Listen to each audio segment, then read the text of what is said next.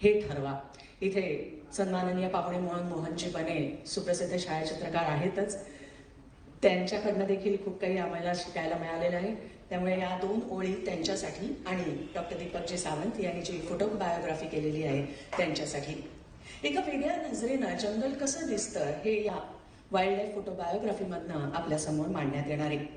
जंगलाचं सौंदर्य, वन्य प्राण्यांच्या विविध पोजेस, भावभावना, जंगलातील जिवंतपणा कॅमेऱ्यात टिपण्याचा एक छोटासा प्रयत्न गुरु जे आहेत उद्धवजी ठाकरे यांच्याकडनं शिकून दीपकजींनी केलेला आहे. अद्भुत आणि चमत्कारिक प्रसंग प्रचंड या फोटोग्राफ बायोग्राफीमध्ये चित्रबद्ध केले. आणि सगळ्यात महत्वाचं, काही जंगलांचं सौंदर्य पाहून आपल्याला अनुभव येतो. तो अनुभव या वाईल्ड लाईफ फोटो बायोग्राफीमधनं सर्वांना मिळणार आहे. प्रस्तावना मी जास्ती करत नाही, कारण या 2 पुस्तकांच्या प्रकाशन सोहळ्यासाठी सगळेजण आतुर झालेले आहेत. या पुस्तकाचं प्रकाशन करणारे जे आहेत इंकिंग इनोव्हेशनचे संचालक आनंद लिमये यांना मी आता इथे बोलवणार आहे. त्याआधी त्यांच्याबद्दल थोडंसं सांगते. मुद्रण क्षेत्रातील 90 वर्ष कार्यरत असलेल्या मुंबईतील अग्रगण्य अशा इंडिया प्रिंटिंग वर्क्सचे संचालक. या प्रेसमध्ये अगदी रोज किमान 2 ते 3 पुस्तकं अगदी एका प्रतीपासून ते 5,000 प्रतींपर्यंत छापली जातात. सर्वसाधारणपणे नवोदित जे लेखक असतात त्यांना एकच समस्या असते की कमी प्रती जर का छापायच्या असल्या तर कोणी प्रकाशक मिळत नाही. मात्र ही जी खासियत आहे ती आनंद लिमयेंजींची आहे. इंडिया प्रिंटिंग वर्क्सला 2 वेळा उत्कृष्ट छपाईसाठी राष्ट्रपती पुरस्कारानं सन्मानित करण्यात आलंय. 7 वर्षांपूर्वी आनंद लिमये यांनी इंकिंग इनोव्हेशन्स ज्यांच्यातर्फे प्रकाशन करण्यात आलेलं आहे, पुस्तक प्रकाशन करण्यात आलेलं आहे, या प्रकाशन संस्थेची स्थापना करण्यात आली आणि प्रथित यश लेखकांची 75हून अधिक पुस्तकं आनंद लिमये यांच्या इंकिंग इनोव्हेशनने प्रकाशित केले. त्यातलीच काही डॉक्टर दीपक सावंत यांची जी पुस्तकं आहेत ती सांगते मी.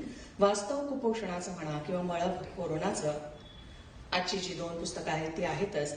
त्याशिवाय 2 दिवाळी अंक, महाराष्ट्र आरोग्य दीप, एक पावसाळी विशेषांक.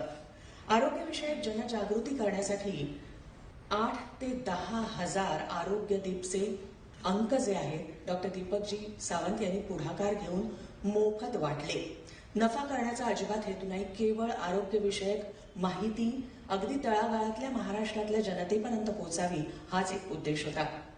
तसंच ऑटिझम वरती एक पुस्तक आरोग्य दीपचं आजचं 3रं पुस्तक आहे आणि उद्धव साहेबांना त्यांनी हे अर्पण केलेलं आहे असं म्हटलं तरी वावगं ठरणार नाही. मी विनंती करते लिमयेजींना की त्यांनी स्वागतपर 2 शब्द सांगावेत आणि सन्माननीय जे पाहुणे आहेत त्यांच्यासमोर 2 शब्द ठेवावे.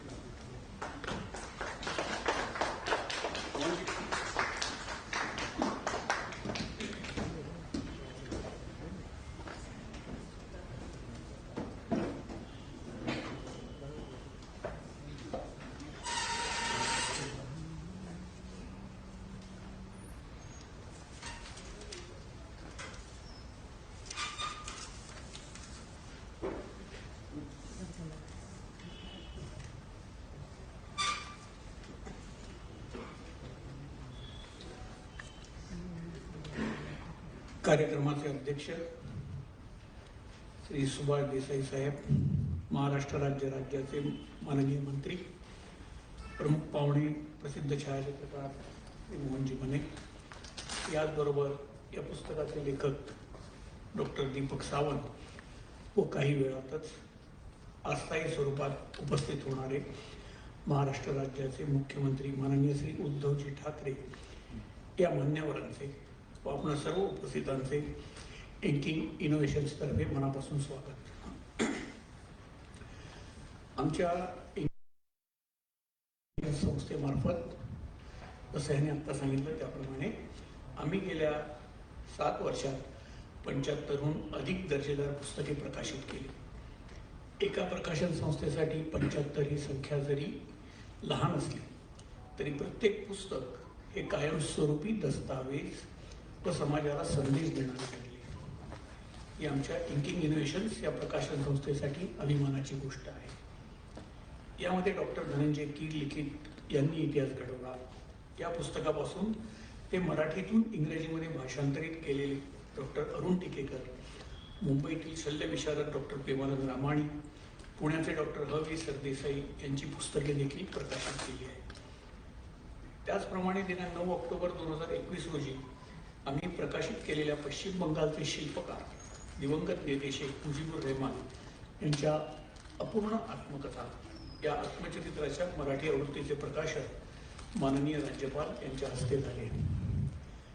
येत्या 2 महिन्यात डॉक्टर अनिल काकोडकर यांच्या आत्मचरित्राचं इंग्रजी पुस्तकही आम्ही प्रकाशित करीत आहोत. तसेच डॉक्टर दीपक सावंत यांनी अभ्यासपूर्ण लिहिलेली वास्तव कुपोषणाचे, मळक तरुणाचे व सामान्य जनांसाठी संपादित केलेले आरोग्यविषयक 2 दिवाळी अंक व 1 पाडव्याच्या मुहूर्तावर प्रसिद्ध केलेला आम्ही प्रकाशित केलेला आहे. डॉक्टर दीपक सावंत यांच्या सहज सोप्या लेखणीतून उतरलेले, जनसामान्यांच्या प्रिय नेतृत्वावर लिहिलेले उद्धव ठाकरे द टायगर हे पुस्तक व उद्धवजींच्या सहवासात व प्रेरणेने सुंदर छायाचित्रांसह लिहिलेले वाईल्ड लाईफ फोटोग्राफी हे कॉफी टेबल बुक याच्या प्रकाशनाची संधी आमच्या संस्थेला दिली, हा आम्ही अत्यंत आदराने आमचा बहुमान समजतो व ही संधी दिल्याबद्दल डॉक्टर दीपक सावंत यांचे मनपूर्वक आभार मानतो. ही दोन्ही पुस्तके डॉक्टर दीपक सावंत यांनी लिहिलेली व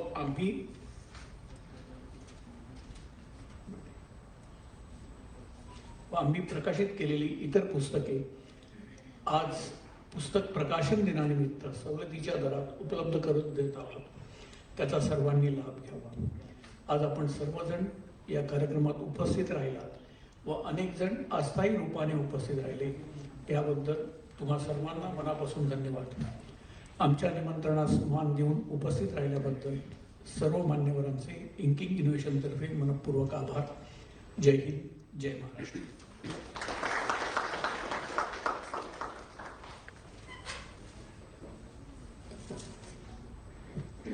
आता आपण सन्माननीय पाहुणे जे आहेत, विशेष पाहुणे आहेत, त्यांचं स्वागत करूया.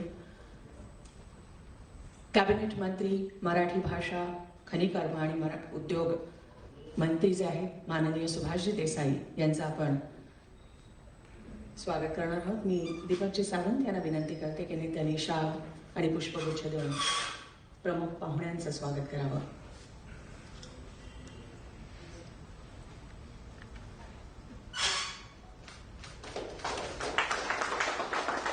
व्यस्त दिनचर्येतनं त्यांनी वेळात वेळ काढून दीपकजीला प्रोत्साहन देण्यासाठी, शुभेच्छा देण्यासाठी त्यांनी उपस्थिती दर्शवलेली आहे. खूप खूप धन्यवाद देसाईजी. एक भेट वस्तू देखील दीपकजी सुभाषजीला देतात. तसेच विशेष उपस्थिती आहे सुप्रसिद्ध छायाचित्रकार मोहन बने, त्यांचं देखील आपण स्वागत करणार आहोत. शाल पुष्पगुच्छ देऊन दीपकजी त्यांचं स्वागत करत आहेत.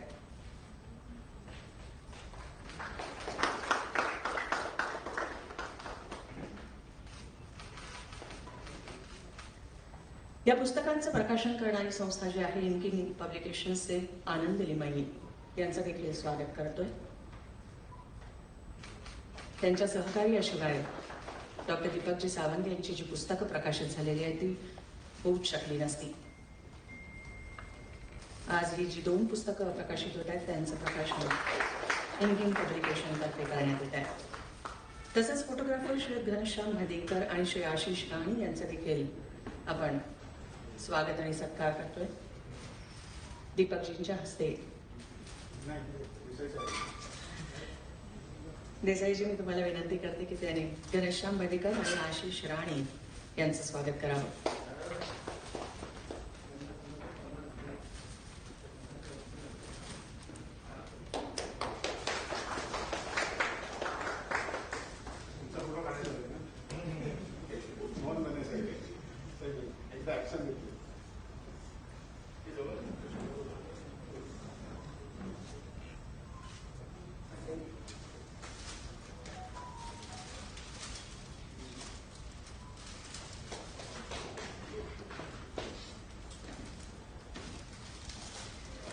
तर सत्कार स्वागत झालेलं आहे. आता मनोगत व्यक्त करण्यासाठी मी विनंती करणार आहे दीपकजी सावंत यांना. त्याआधी त्यांच्याविषयी थोडंसं, खरं म्हणजे इथे उपस्थित त्यांचे जे स्नेही आहेत, निकटवर्ती आहेत, त्यांना त्यांच्याबद्दल सांगण्याची गरज नाही, तरी देखील मी काही त्यांच्याबद्दल माहिती सांगते.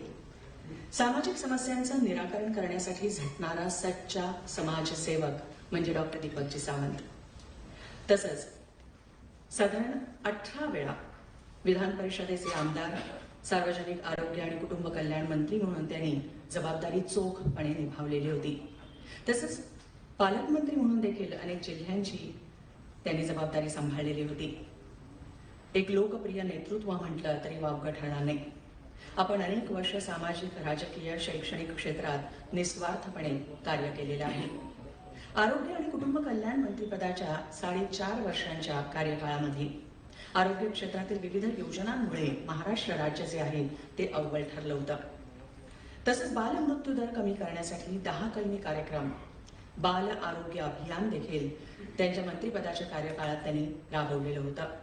31 जिल्ह्यांमध्ये नवी डायलिसिस सेंटर्स उभारण्याचा निर्णय देखील खरोखरच गरीब गरजू लोकांसाठी दिलासादायक होता. जेजू रुग्णालयामध्ये क्षयरोग संदर्भात अत्याधुनिक संशोधन केंद्र सुरू करण्याचा निर्णय देखील त्यांच्याच मंत्रिपदाच्या कार्यकाळामध्ये त्यांनी घेतला. पोलिओच्या समूळ उच्चाटनासाठी पोलिओ लसीकरण विशेष मोहीम आखली आणि साधारण 1.25 कोटींहून अधिक बालकांना डोस कसा पोहोचला जाईल किंवा दिला जाईल याबद्दल ते प्रयत्नशील होते. राज्यात सर्वप्रथम अल्झायमर आणि स्मृतिभ्रंशाच्या रुग्णांसाठी मेमरी क्लिनिक सुरू करण्याचा निर्णय देखील त्यांनी घेतलेला होता. तसंच त्यांच्याबद्दल सांगायचं म्हणजे 20 वर्ष सतत सातत्यानं, मगाचपासून मी सांगते, एक समाजसेवक सच्चा म्हणजे दीपकजी सावंत 20 वर्ष सतत मेळघाट, पालघर, नंदुरबार यासारख्या कुपोषित साधारण जो परिसर आहे तिथे ते झटलेले होते.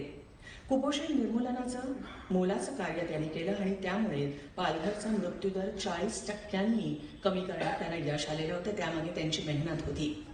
नफा कमावण्याचा हेतू त्यांचा कधीच नव्हता. म्हणून मगाशी मी म्हटलं की आरोग्यविषयक जनजागृती करणारे अंक देखील त्यांनी हजारोंनी अगदी तळागाळातल्या जनतेपर्यंत मोफतपणे वाटलेले होते.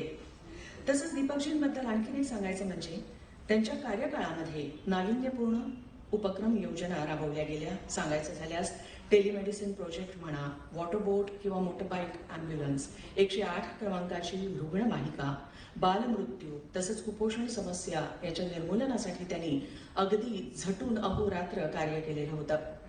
आणि ही काही जी आहेत अधोरेखित कार्य त्यांचे आहेत. त्याशिवाय देखील असंख्य क्षेत्रांमध्ये असंख्य कामं त्यांनी केलेली आहेत आणि कुठेही बडेचाव नाही, विनम्रतेनं ते आपलं काम करतायत. अगदी मंत्रिपद त्यांच्या जवळ असताना सुद्धा आणि आत्ता सुद्धा अव्याहतपणे ते कार्य करतायत.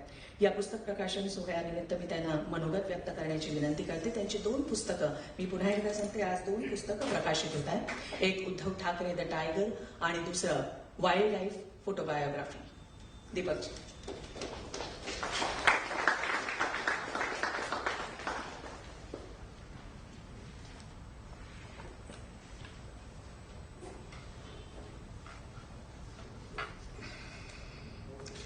महाराष्ट्राचा आराध्य दैवत छत्रपती शिवप्रभूंना वंदन करतो. तसंच हिंदू हृदय सम्राट माननीय शिवसेना प्रमुखांना मानाचा मुजरा करतो. कारण जर शिवसेना प्रमुख आणि उद्धव साहेब माझ्या पाठीमागे उभे नसते तर मी आज इथे आपल्या समोर बोलायला उभा राहू शकलो नसतो. त्यामुळे त्या दोघांबद्दल प्रेम आणि कृतज्ञता व्यक्त करतो. खरं तर आज माझ्या 2 पुस्तकांचं प्रकाशन आहे. काय बोलावं हे कळत नाहीये. विचार खूप आहेत, वेळ कमी आहे, कारण माननीय मुख्यमंत्री ऑनलाईन येणार आहेत 6:30 वाजता. त्यापूर्वी आम्हाला आमचा कार्यक्रम आटोपता घ्यायचा आहे. तरी देखील थोडक्यात मी माझे विचार मांडतो. माननीय सुभाष देसाई साहेब जे राज्याचे उद्योग मंत्री आहेत, मराठी भाषा मंत्री आहेत, खनिकर्म मंत्री आहेत, त्यांचं मी मनपूर्वक आभार मानतो की प्रदीर्घ विलंबानंतर या पुस्तकाचं प्रकाशन आज इथे होत आहे. आणि ते केवळ आपल्यामुळेच होत आहे देसाई साहेब. कारण आपण त्या दिवशी जर मला सांगितलं नसतं वर्ष आवडल्यावरती आणि उद्धव साहेबांनी आपल्याला सांगितलं असतं तर कदाचित हे अजूनही पुढे गेलं असतं. त्यामुळे मी आपले मनपूर्वक आभार मानतो, कारण देसाई साहेबांबरोबर मी खूप काम केलेलं आहे. जो रक्त महोत्सवाचा रक्तयज्ञ महारक्तयज्ञ केला त्याच्यामध्ये माझे मेंटॉर तेच होते आणि Guinness book of world record मध्ये शिवसेनेचं नाव कोरलं गेलं आणि 26,700 बॉटल्स आपण एका दिवसात 12 तासामध्ये एका छताखाली आपण तयार करू देऊ शकलो आणि गडचिरोली पर्यंत त्या वेळेत पोहोचू शकलो. हे खरं तर देसाई साहेब आणि आमच्या टीमचं मानाचं मानांकन होतं. ऑफकोर्स त्यासाठी उद्धव साहेबांची त्याला साथ लावली, मार्गदर्शन लावलंच होतं. त्यानंतर आम्ही बरीच कामं केली. अगदी नेस्कोचं आता कोविड सेंटर हे देखील देसाई साहेबांबरोबर करण्यात मला खूप आनंद मिळाला. इथे असलेले डॉक्टर अन्सारी वगैरे आमचे जे नानावटीचा स्टाफ आहे त्यांना घेऊन जाऊन आपण आयसीयू कसं असावं याविषयी देखील आपण काम केलं. त्यानंतर माझ्यासोबत आज मोहन बने साहेब आहेत. ज्यावेळी मी हे पुस्तकाचं काम पाहत होतो फोटोबायोग्राफीचं, त्यावेळी मोहन बने साहेबांनी हे पुस्तक पाहिलं फोटोबायोग्राफी आणि त्यावेळी त्यांनी काही सूचना असतील तर तुम्ही करा असं मी त्यांना लेमये साहेबांच्या मार्फत मेसेज दिला, कारण माझी आणि त्यांची प्रत्यक्ष ओळख नव्हती.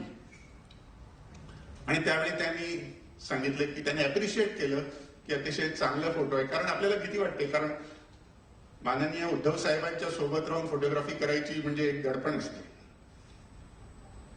उद्धव साहेबांच्या फोटोग्राफी बद्दल सांगायचं तर खूप आहे. मुख्यमंत्री आज जरी जे असतील तरी उद्धव साहेबांच्या मधला जो माणूस आहे तो खरंच जवळून पाहण्यासारखा आहे. अगदी छोट्या छोट्या गोष्टीमध्ये त्यांचं लक्ष असते. ज्यावेळी ते फोटोग्राफीला जातात त्या माहुताला पहिल्यांदा विचारणार तुझा चहा नाश्ता झाला का. हत्तीवर चढायच्या अगोदर माहुताला विचारणार की तुझा चहा नाश्ता झाला का, तू काही खाल्लंस का रे बाबा, तू रात्री किती वाजल्यापासून ट्रॅकिंग करतोय, वाघाचं ट्रॅकिंग करतोय. इतक्या छोट्या छोट्या गोष्टी त्यांनी एकदा पाहिलं होतं. आमचा आणि त्यांचा या फोटोग्राफीची संबंध कसा आला हे सांगणं अतिशय महत्वाचं आहे. माझ्या पूर्वी एकदा ते मला वाटतं देसाई साहेब पण अनेकदा त्यांच्या बरोबर फोटोग्राफीसाठी गेलेले आहेत. संजय निरुपमजी गेले होते त्यात तत्कालीन, सुरेश प्रभू साहेब गेले होते, संजय राऊत साहेब गेले होते, असे अनेक लोक गेले. अगदी शैलेश पाटील केसरीचे ते देखील गेले होते. आमचे विलास जोशी ते देखील त्यांच्याबरोबर गेले. जोशी साहेब तुमची बटाट्याची भाजी मला विसरता येणार नाही. नाही खरंच म्हणजे इतकी माणसं उद्धव साहेबांनी जोडून ठेवलेली आहेत की त्यांनी प्रत्येकाची काळजी घेतली. प्रत्येकाला विचारायचे. ते ब्रेकफास्ट टेबलवरती बसल्यानंतर फोटोग्राफी करून आल्यानंतर ते प्रत्येकाला विचारायचे, त्याच्यासाठी थांबायचे. त्यांनी एकदा पाहिलं की लोकांना कशा प्रकारे घेऊन जातात हॉस्पिटलमध्ये. अक्षरशः एक फॉरेस्ट गार्ड पडला होता, त्याचा फ्रॅक्चर झालं होतं, त्याला ट्रकमध्ये टाकून घेऊन जात होते. साहेबांनी आम्हाला सांगितलं की असं बरं वाटत नाही डॉक्टर. काय केलं असेल त्यांनी आम्ही 6 महिन्यामध्ये त्यांना अँब्युलन्स दिली आणि त्या अँब्युलन्समुळे अनेक लोकांचे जीव वाचले. त्यापूर्वी साहेबांचा एक जोपासना म्हणून ट्रस्ट होता, आजही आहे तो. त्या जोपासना ट्रस्टच्या नाव मार्फत त्यांनी सगळ्यात मोठी गोष्ट केली ती म्हणजे तिथे पेडियाट्रिक आयसीयू ऑन व्हील्स अशा प्रकारची संकल्पना आम्ही राबवली आणि पेडियाट्रिक आयसीयू ऑन व्हील्स ही गावागावापर्यंत पोहोचून तिथल्या छोट्या छोट्या बाळांना त्यांना औषध देणं, त्यांची तपासणी करणं, अशा प्रकारची कामं केली. अगदी त्या काळामध्ये असलेल्या, मला त्यांची नावं घेणं अत्यंत आवश्यक आहे त्या डॉक्टरांची, ज्यांनी आमच्या बरोबर अनेक कॅम्प केले. म्हणजे अगदी मध्य प्रदेशात कॅम्प केले, ताडोबाला कॅम्प केले, कान्हाला कॅम्प केले, बांधवगडला कॅम्प केले आणि हे केवळ उद्धव साहेबांमुळे शक्य होतं. आणि हे कॅम्प करताना ते स्वतः तिथे जातीने हजर राहायचे. अगदी आम्हाला प्रत्येक गेटला जाऊन, अनेक गेट आहेत या सगळ्या वाईल्ड लाईफ सफारीच्या गेट्स अनेक आहेत, तर तिथे जाऊन आम्हाला त्यांनी सांगितलं की ह्या गेटला कॅम्प करूया, त्या गेटला. अगदी ज्यावेळी आम्हाला कळलं की इथे टायफॉइड खूप मोठ्या प्रमाणावरती, इथे मलेरिया खूप मोठ्या प्रमाणावरती, त्यांनी इतकामधून मलेरियाची औषधं मागवली जी मार्केटमध्ये नव्हती. त्यांनी टायफॉइडची लस प्रत्येक फॉरेस्ट गार्डला दिली. प्रत्येक फॉरेस्ट गार्डला देऊ केली त्यांनी. त्यांचं एकच ध्येय होतं की फॉरेस्ट गार्ड वाचला तर वाघ वाचतील आणि जंगल वाचेल. कारण मोठ्या प्रमाणावरती त्यावेळी पोचिंग व्हायचं आणि ते पोचिंग होऊ नये म्हणून सतर्क आपल्याला फॉरेस्ट गार्ड पाहिजे. म्हणून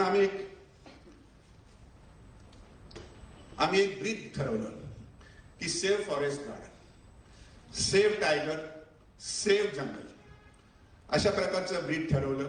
त्या फॉरेस्ट गार्डसाठी आपण अगदी औषधापासून तर त्यांच्या पेहरावापर्यंत सर्व गोष्टी त्यांना दिल्या.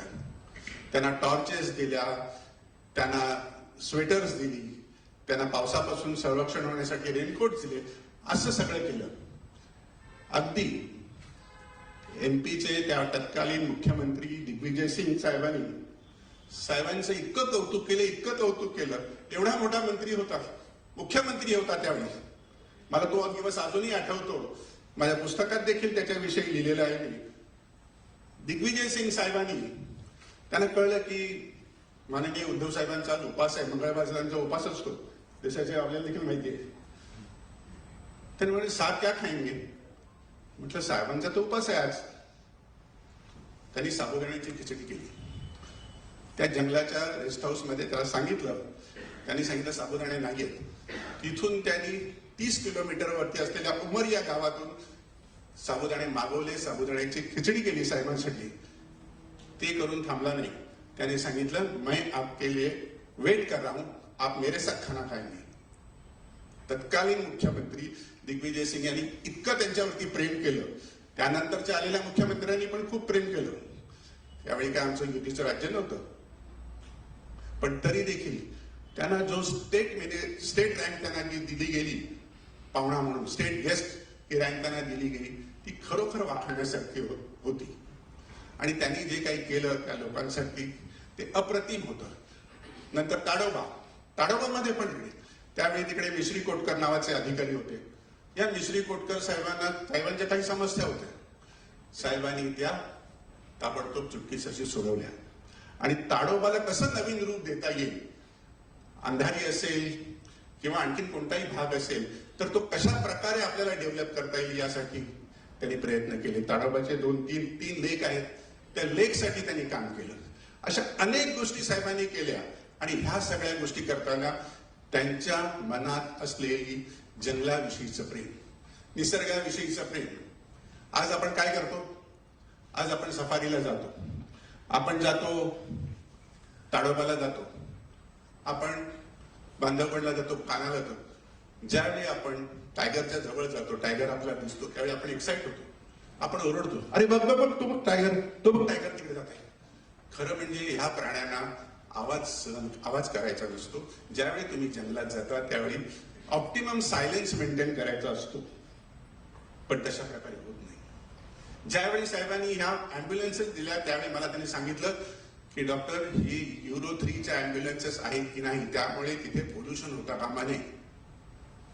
इतक्या छोट्या छोट्या गोष्टीची काळजी साहेबांनी ह्याच्या घेतली. आणि हे सगळे प्रसंग या पुस्तकात आहेत.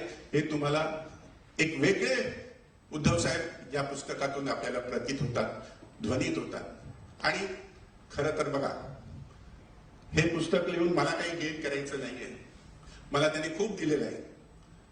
मला 18 वर्ष आमदार केलंय. मग अशा आपण सांगितलं 18 वेळाने 18 वर्ष आमदारकी विधान परिषद दिली. मला त्यांनी मंत्री बनवलं. पण हा जो त्यांच्या बरोबरचा अनुभव होता, तो अनुभव आम्हाला शिकवलं त्यांनी, आम्हाला त्यांनी दाखवलं. त्यांच्या पाठीमागच्या कारमध्ये बसून, म्हणजे जिप्सीमध्ये बसून आम्ही त्यांना फक्त वॉच करायचो. की वॉच करताना बघायचं साहेब कशी फोटोग्राफी करतात. त्यातून हे फोटोबायोग्राफी पुस्तक आलंय. खरं म्हणजे आपण आपले जे बॉस करतात ते आपण करायचं नसते, पण तरी देखील मी धाडस करून हे फोटोबायोग्राफीचं पुस्तक आज प्रकाशित करण्यासाठी लिमये साहेबांना विनंती केली. कारण माझं एक ध्येय आहे की बॉस इज ऑलवेज राईट. आणि जे काही बॉस करतात ते आपण करायचं नसते. पण साहेब, आपली क्षमा मागून मी हे पुस्तकाच्या प्रकाशनासाठी आदरणीय देसाई साहेबांना विनंती करणार आहे. दुसरी महत्वाची गोष्ट उद्धव साहेबांच्या बाबतीत सांगायची झाली तर त्यांनी अनेक गड किल्ल्यांची देखील फोटोग्राफी केली. अगदी हेलिकॉप्टरचा दरवाजा उघडा ठेवून देखील आपल्याला सगळ्यांना माहिती आहे, ते मीडियाला सगळ्यांना माहिती आहे की कशी फोटोग्राफी केली ती. आणि ती फोटोग्राफी करताना काही होऊ शकत होतं, पण त्यांनी पर्वा नाही केली. पंढरपूरच्या वारीचं अप्रतिम दर्शन आपल्याला घडवलं. याची देहा याची अशा प्रकारचं दर्शन आपल्याला त्यांनी घडवलं. आणि हे सगळं करत असताना, त्यांचा हा प्रवास चालू असताना, दुसऱ्या बाजूला त्यांच्या राजकारणाचंच पण चालू होतं. पण आज उद्धव साहेब जे मुख्यमंत्री आहेत त्यामधलं त्यांचं जे अचूक टायमिंग आहे, इथे फोटोग्राफर आहे, 4-5 फोटोग्राफर आहेत, क्लिकवरचा कंट्रोल आणि क्लिकचं टायमिंग हे उद्धव साहेबांनी कदाचित फोटोग्राफी मधूनच शिकलं असेल. कारण आणि त्यांची सहनशीलता, प्रचंड सहनशीलता, आम्ही त्यांना 40, 42, 45 डिग्री मध्ये तास जिप्सीमध्ये बसून पाण्याचा घोट न घेता वाघाची वाट बघताना मी त्यांना पाहिलेलं आहे. आणि हेच गुण त्यांचे आज राज्यकर्ते म्हणून प्रतीत होतात आणि आपल्याला ते उद्धव साहेब एक वेगळे उद्धव साहेब दिसतात. पण मला असं वाटतं, हे माझं मत आहे की उद्धव साहेबांना हे जे काय जंगलाच्या मार्फत जे काही त्यांना जे करावं लागलं, त्यातून हे सगळं चित्र आपल्या डोळ्यासमोर उभं राहते. याच्यामध्ये दुसरी एक महत्वाची गोष्ट अशी आहे की त्यांनी नुसती आरोग्याचीच काळजी नाही घेतली, ती जंगल कशी सुधारावी. आज आमच्या नेगी असतील किंवा राजेश गोपाल असतील, हे साहेबांकडे ऍडवाइस मागायचे कि साहब अभी क्या करना चाहिए ये जंगल बढ़ाने के लिए, यहाँ का टुरिज्म बढ़ाने के लिए. कारण त्यांचे महाराष्ट्रामध्ये टुरिझम पेक्षा पेंच आणि महाराष्ट्र पेंच आणि MP पेंच याच्यामध्ये खूप फरक आहे. महाराष्ट्र ताडोबा, काना, बांधवगड याच्यामध्ये देखील खूप फरक आहे. आणि त्यांनी जे काही मेंटेन केलं ते साहेबांना नेहमी असं वाटायचं की माझ्या ताडोबामध्ये देखील, माझ्या महाराष्ट्रामध्ये देखील अशा प्रकारची जंगल मेंटेन करणं आवश्यक आहे. आणि तशी त्यांनी ती जंगल मेंटेन करण्याचा प्रयत्न केला. आज आपल्याला सगळ्यांना माहिती आहे ग्लोबल वॉर्मिंगचा जमाना आहे. ग्लोबल वॉर्मिंग आणि जंगल आणि निसर्ग, जंगल याचा खूप जवळचा संबंध आहे. आपण शेतकऱ्यांच्या आत्महत्या पाहतो, पण शेतकऱ्यांच्या आत्महत्या करायला कारणीभूत काय? अवकाळी पाऊस, दुष्काळ. आणि हे कशाचे परिणाम आहेत? हे परिणाम आहेत तर ग्लोबल वॉर्मिंगचे परिणाम आहेत, पर्यावरणाचे परिणाम आहेत. आणि पर्यावरणात जो मोठा बदल होतोय त्याचे हे सगळे परिणाम आहेत. आणि म्हणूनच जंगल वाचली पाहिजेत, वाघ वाचला पाहिजे, वन्यजीव वाचला पाहिजे. कारण एकमेकांवरती आम्ही अवलंबून आहोत. मोठा प्राणी लहान प्राण्यावरती अवलंबून आहे, लहान प्राणी आणखीन त्याच्यापेक्षा लहान प्राण्यांवरती अवलंबून आहे. अशा प्रकारचे एक विशेष सायकल आहे. कारण ज्यावेळी आता आपण मध्यंतरी पाहिलं की आपल्याला एका वाघिणीला मारावं लागलं, तिचं नाव अवनी होतं, तिला मारावं लागलं आपल्याला, अगदी शूटर बोलवून मारावं लागलं. मला वाटतं साहेब आपण त्यावेळी मंत्रिमंडळात होतो, आपण पण होता, मी पण होतो. ही परिस्थिती का आली? कारण आपण आपली बॉर्डर सोडून, आपली हद्द सोडून आपण वन्य प्राण्यांच्या याच्यामध्ये प्रवेश करतोय, टेरिटरीमध्ये प्रवेश करतोय. कारण प्रत्येक वाघ ही आपली टेरिटरी सांभाळून असतो, त्याला दुसऱ्याला यायला देत नाही. पण माणूसच असा आहे की तो वाघाच्या टेरिटरीमध्ये जातोय आणि त्यामुळे वाघांचे हल्ले किंवा बिबट्यांचे हल्ले जे होत आहेत त्याचं कारण हे महत्वाचं आहे आणि त्याच्याकडे आपण लक्ष द्यायला पाहिजे. म्हणून जी काही गावं वसवायची आहेत, जी काही कोर एरियातली गावं आहेत, ती आपल्याला लवकरात लवकर रिहॅबिलिटेट करून दुसरीकडे घेऊन जायला लोक तयार. असं मला वाटतं प्रवीण परदेशी साहेबांनी ताडामध्ये अतिशय उत्तम काम केलं या विषयावरती आणि त्यांचं पुस्तक देखील आहे त्याच्यावरती, हाऊ टू रिहॅबिलिटेट. अशा प्रकारे लोकांनी जर मन लावून केलं, ब्युरोक्रेसीने मन लावून काम केलं, आमच्यासारख्या राज्यकर्त्यांनी जर चांगलं काम केलं तर निश्चितपणे आपण या ग्लोबल वॉर्मिंगच्या संकटाला अगदी यशस्वीपणे आपण मुकाबला करू शकू. मला असं वाटतं की या 2 पुस्तकांच्या पूर्वी मळप करोनाचे देखील माझं पुस्तक आलंय, जे करोनावरती आहे. अजून येणारं पुस्तक आहे ते म्हणजे मी अल्झायमर्स आणि डिमेन्शिया याच्यावरती काम करतोय. येणारं जे पुस्तक आहे ते जोडीदार म्हणून आहे. जोडीदार म्हणजे त्याची संकल्पना अशी आहे की 60 वर्षानंतर, 65 वर्षानंतर प्रत्येकाला जो सिंगल माणूस राहतो, बायको गेलेली असते किंवा नवरा गेलेला असतो, अशांना कंपॅनियनशिपची गरज असते. आपल्याकडे हे विचार अतिशय बोल्ड वाटतील, पण याची गरज आहे. कारण आजकाल सगळ्यांचीच मुलं ही परदेशात असतात किंवा नोकरी धंद्यानिमित्त बाहेर असतात. तर पेरेंटचे सिंगल पेरेंट ज्यावेळी राहतात त्यावेळी त्यांची परिस्थिती अतिशय दयनीय असते. कोणाला आणि डिमेन्शिया आणि अल्झायमरचं प्रमाण अतिशय वाढलेलं आहे. त्यामुळे याच्यावरती मी मंत्री असताना मेमरी क्लिनिक साहेब सुरू केलं होतं आणि ती मेमरी क्लिनिक आज तितक्या मोठ्या प्रमाणावरती सुरू नाही, ती देखील चालू होणं अत्यंत आवश्यक आहे. कारण हे उद्याचे आपले प्रश्न आहेत. तर जोडीदार या पुस्तकामध्ये अल्झायमर्स आणि डिमेन्शिया या विषयावरती मी एक कादंबरी रूप तयार केलेलं आहे आणि मला वाटतं ती लवकरच आपल्या भेटीसाठी येईल. त्याचबरोबर वास्तव कुपोषणाचे ज्याचा उल्लेख झाला, त्या वास्तव कुपोषणाचे मध्ये आपण आशा वर्करची स्थिती, मेळघाटात काम करणाऱ्या डॉक्टरांची स्थिती, नर्सेसची स्थिती, मांत्रिकांची स्थिती, भूमकांची स्थिती, कारण उद्धव साहेबांनी हे सगळं जवळून बघितलेलं आहे. कारण त्या पुस्तकाचं प्रकाशन देखील त्यांच्याच हस्ते झालेलं आहे. दुसरं, मी माननीय शरद पवार साहेबांचे खूप आभार मानतो. कारण या पुस्तकाला त्यांची प्रस्तावना लाभलेली आहे. मी त्यांना सांगितलं की साहेब असं असं उद्धव साहेबांवरती पुस्तक केलंय, तर मला म्हणे डॉक्टर तुम्ही आणून द्या पुस्तक.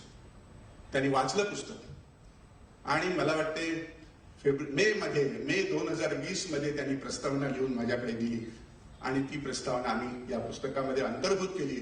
मग शरद पवार साहेबांचे देखील आज ते राष्ट्रीय नेते आहेत, खूप वरिष्ठ नेते आहेत, त्यांचे देखील खूप मनापासून आभार मानतो. आणि त्यांचे आभार मानत असताना मला जे कुपोषणामध्ये काम करायला मिळालं, त्यावेळी देवेंद्रजी फडणवीस साहेबांनी एक टास्क फोर्स तयार केला होता आणि माझ्यासाठी एक ते चांगली देणगी होती. आणि त्यामुळे मी पालघरच्या खेडोपाड्यात जाऊन हाऊ टू कंट्रोल मालन्यूट्रिशनल डेथ्स याच्यावरती जे पुस्तक तयार केलं, त्या देखील त्यांचे देखील आभार मानतो. आणि माझा हा प्रवास गेल्या 18 वर्ष नाही, माझे पॉलिटिकल गुरु तसं बघायला गेले तर डॉक्टर रमेश प्रभू, त्यांनी मला बोट धरून, पार्ल्यातलं बोट धरून मला राजकारणात आणलं आणि आज त्यांच्यामुळे देखील मी आहे. त्यांचे देखील माझ्यावरती खूप उपकार आहेत, सावंत कुटुंबियांवरती उपकार आहेत. जरी ते माझे नातेवाईक असले तरी त्यांनी मला बोट धरून आणलं आणि मला एक प्लॅटफॉर्म तयार केला. देसाई साहेब, जर आपल्याला काम करा, आपण या क्षेत्रात आहात, आपल्याला काम करायचं असेल तर आपल्याला एक पॉलिटिकल प्लॅटफॉर्म लागतो. ज्यावेळी तो पॉलिटिकल प्लॅटफॉर्म हलतो, आपल्या पायाखालून सरकतो, त्यावेळी काम करणं खूप कठीण होते. काल विचारणारा माणूस आपल्याला ओळख दाखविण्याचा होतो. मला असं वाटतं की त्यासाठी आपण सर्वांनी मिळून प्रयत्न केले पाहिजेत. आणि दुसरी महत्वाची गोष्ट की आमच्या बरोबरचे जे रिटायर झालेले आमदार आहेत त्यांची परिस्थिती देखील अतिशय वाईट आहे. आता आम्ही घरचे सगळे चांगले आहोत, परिस्थितीने सधन आहोत, त्यामुळे आम्हाला फरक नाही पडत. पण ग्रामीण भागातल्या आमदारांचं देखील हीच परिस्थिती आहे. मी साहेब रोजगार हमीवरती काम करणारे आमदार बघितलेले आहेत आणि सत्य परिस्थिती आहे. त्यामुळे त्यांच्या विषयावरती देखील माझं एक पुस्तक येणार आहे. यासाठी मी याचा रेफरन्स देतोय. मी इथे आलेल्या सर्व छायाचित्रकारांचे खूप आभार मानतो.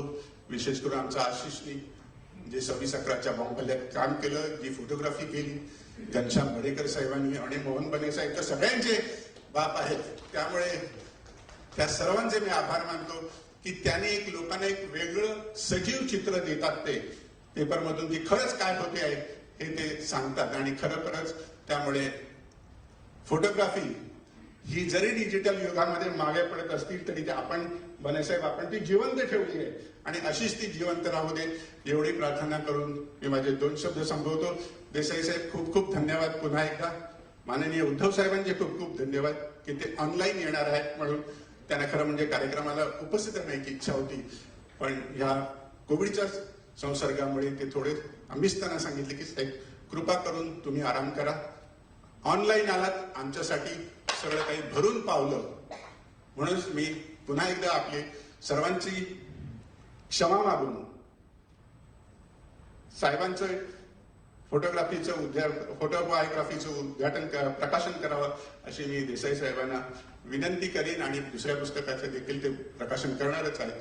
तर तोपर्यंत पुन्हा मी जय हिंद, जय महाराष्ट्र.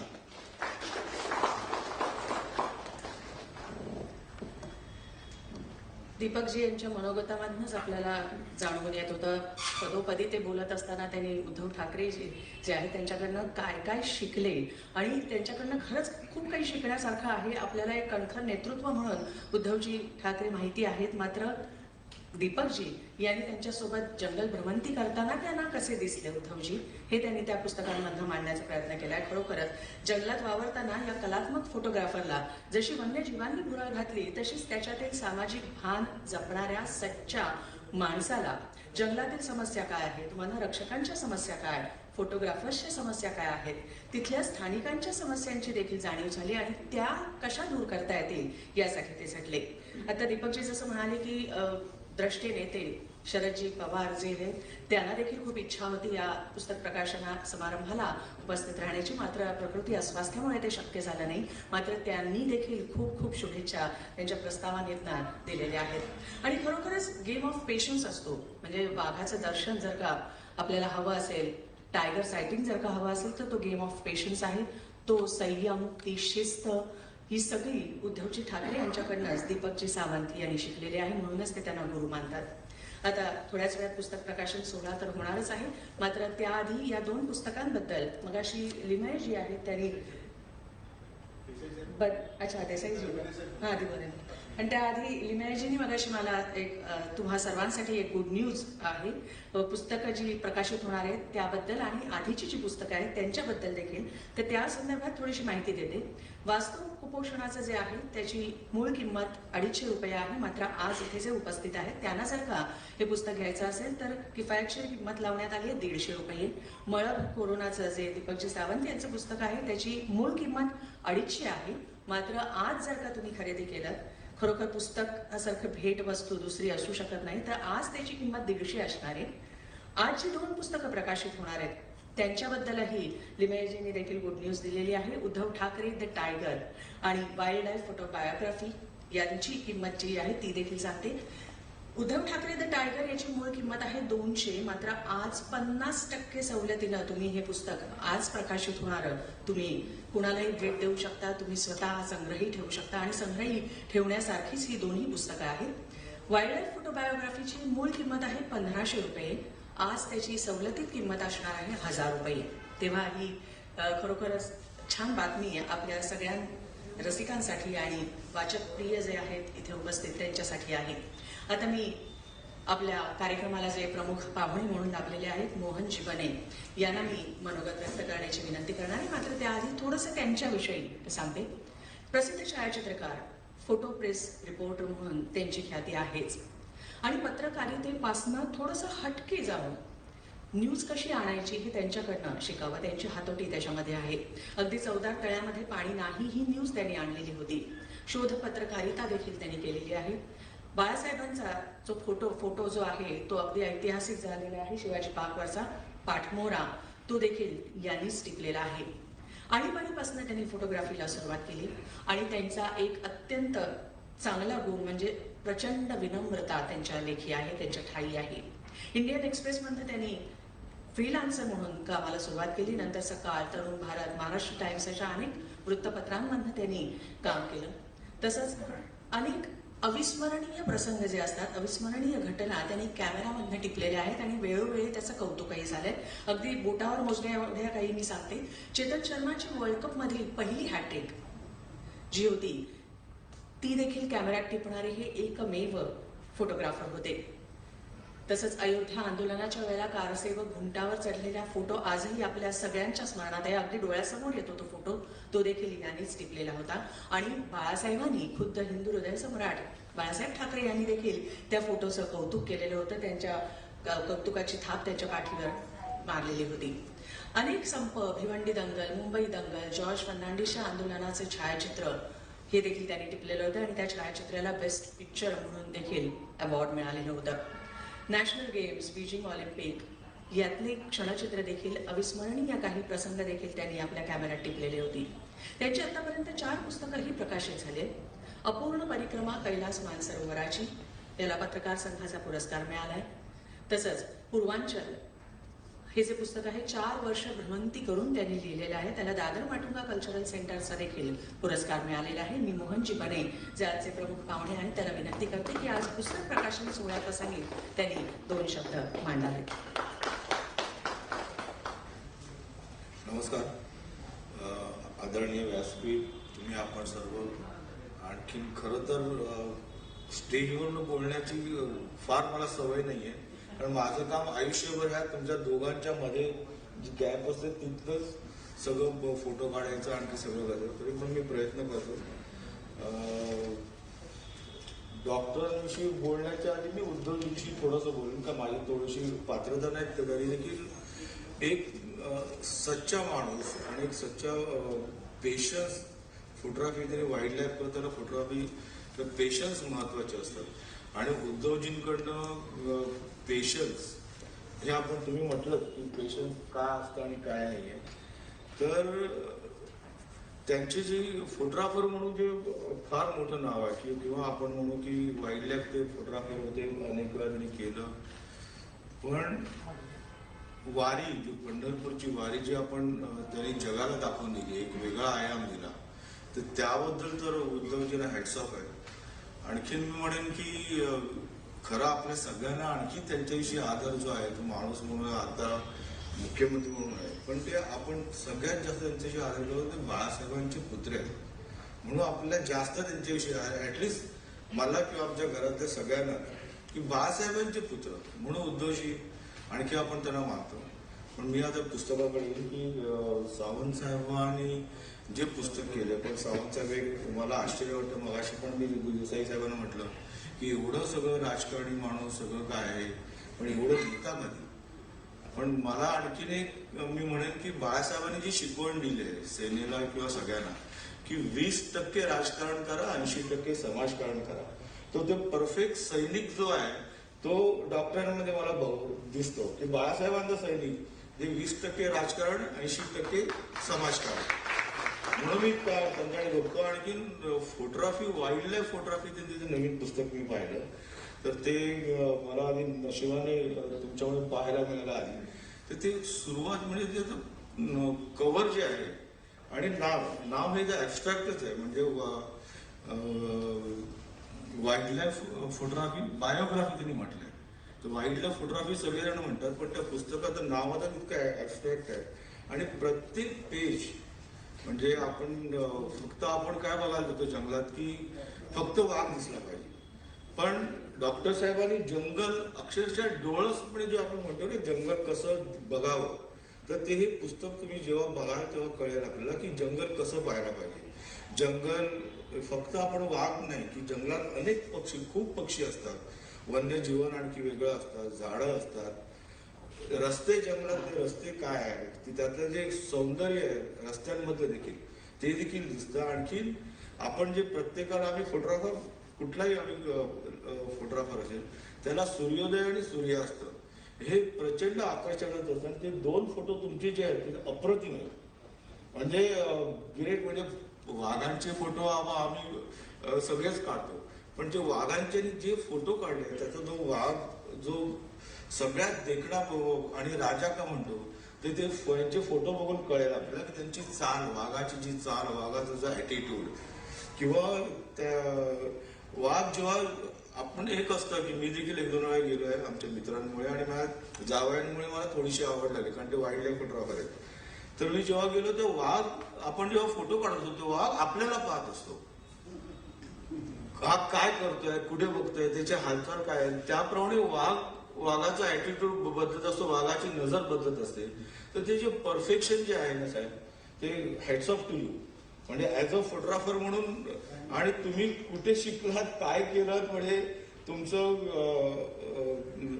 फोटोग्राफी मधलं, वाईल्ड लाईफ फोटोग्राफी मधलं जे गुरु आहेत ते मोठे आहेतच आणि त्यांच्याविषयी मला आदर आहे. कोणाला सगळ्यांनाच आदर असतो, पण वाईल्ड लाईफ फोटोग्राफरचा फोटो जो आहे ना तो हा परफेक्ट फोटोग्राफर आहे.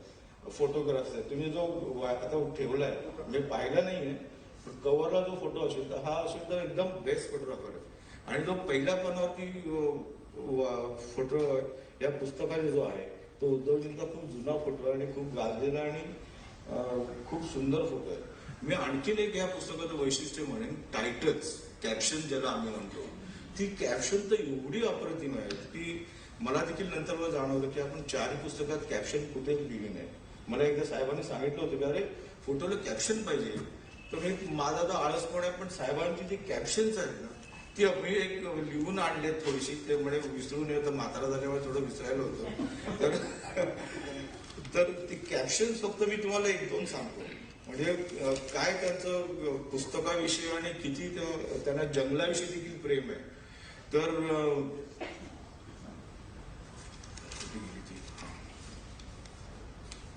त्यांनी म्हटलंय की तर मी एवढंच म्हणेन की जी कॅप्शन ते साहेबांची आहेत पुस्तकातली ती सगळी अप्रतिम आहेत. साहेब धन्यवाद, तुम्ही मला बोलवलं, मला सन्मान केला. सुभाष देसाई साहेबांना शेअर करायला मिळालं मला व्यासपीठ, सगळ्यांचा आभारी आहे. धन्यवाद.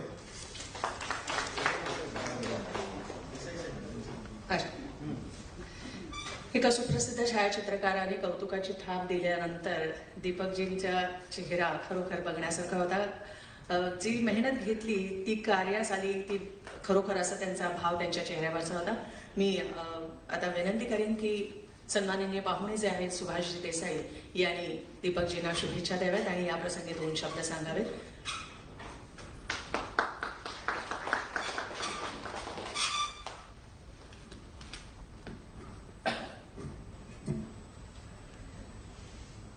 या पुस्तकाचे प्रकाशक आनंद लिमये, ज्येष्ठ छायाचित्रकार मोहन बने आणि अर्थातच आजच्या या पुस्तकाचे लेखक माझे मित्र डॉक्टर दीपक सावंत, आपण सर्व मान्यवर उपस्थित बंधूंनो भगिनींनो, सर्वप्रथम दीपक सावंत यांचं मनापासून अभिनंदन करतो की त्यांचं एक नवं पुस्तक, एक म्हणण्यापेक्षा 2 पुस्तकं आज प्रकाशित होत आहेत आणि ह्या प्रकाशन सोहळ्याला उपस्थित राहता आलं याबद्दल मला मनापासून आनंद आहे. दीपक सावंत यांना मी गेली अनेक वर्ष ओळखतोय. एक यशस्वी डॉक्टर, चांगले डॉक्टर म्हणून तर त्यांचा परिचय सर्वांना आहेच, पण त्या पलीकडे ते एक समाजसेवक म्हणून सुद्धा सर्वांना माहीत आहे. आणि त्या समाजसेवेमागची त्यांची तळमळ मी अगदी जवळून बघितलेली आहे. अनेक वेळा त्यांच्या बरोबर काम करण्याची संधी सुद्धा मला मिळाली आणि त्या प्रत्येक कामामध्ये त्यांनी झोकून देऊन ते काम तडीला नेलेलं मी स्वतः अगदी जवळून बघितलं. म्हणजे आमचा जो रक्तदान महायज्ञ जो उद्धवजींनी खास नियोजनपूर्वक असा आखला की महाराष्ट्र राज्याला 50 वर्ष झाली 2010 मध्ये, तर हा महोत्सव सबंध राज्यभर साजरा करण्याचं नियोजन चाललं होतं. मग राज्य सरकारने पण वेगवेगळे भव्य कार्यक्रम आयोजित केले होते. इतर संस्था, संघटना सगळेच त्या दिशेने कामाला लागले होते. शिवसेनेनं काय करावं अशा वेळेला बऱ्याच चर्चा चालल्या होत्या.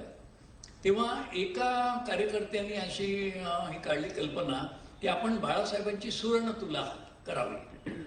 आता बाळासाहेबांची सुवर्णतुला हे खरोखर अंगावर रोमांच आणणारा असा तो मुद्दा होता, विचार होता.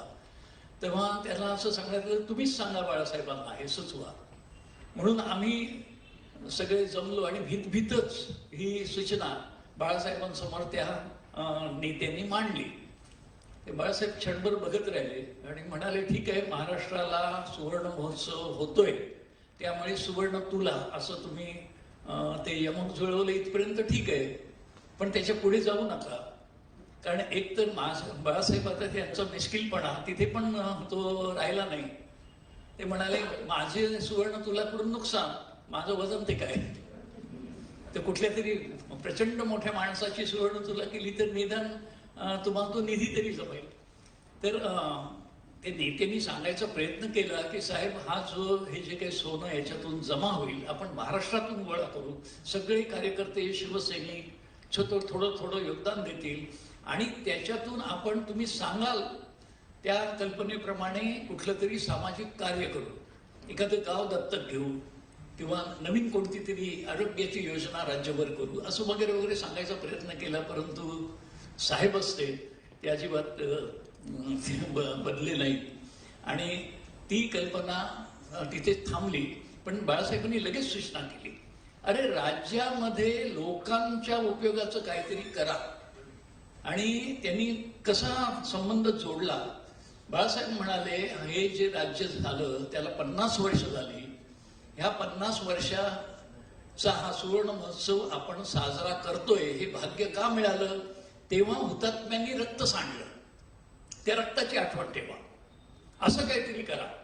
आणि मग चटकन म्हणाले, एखादं रक्तदान करा, शिबिर करा. आता सुवर्ण महोत्सवानिमित्त मोठं रक्तदान शिबिर, तर त्यावेळेला उद्धव साहेब पण उपस्थित होते.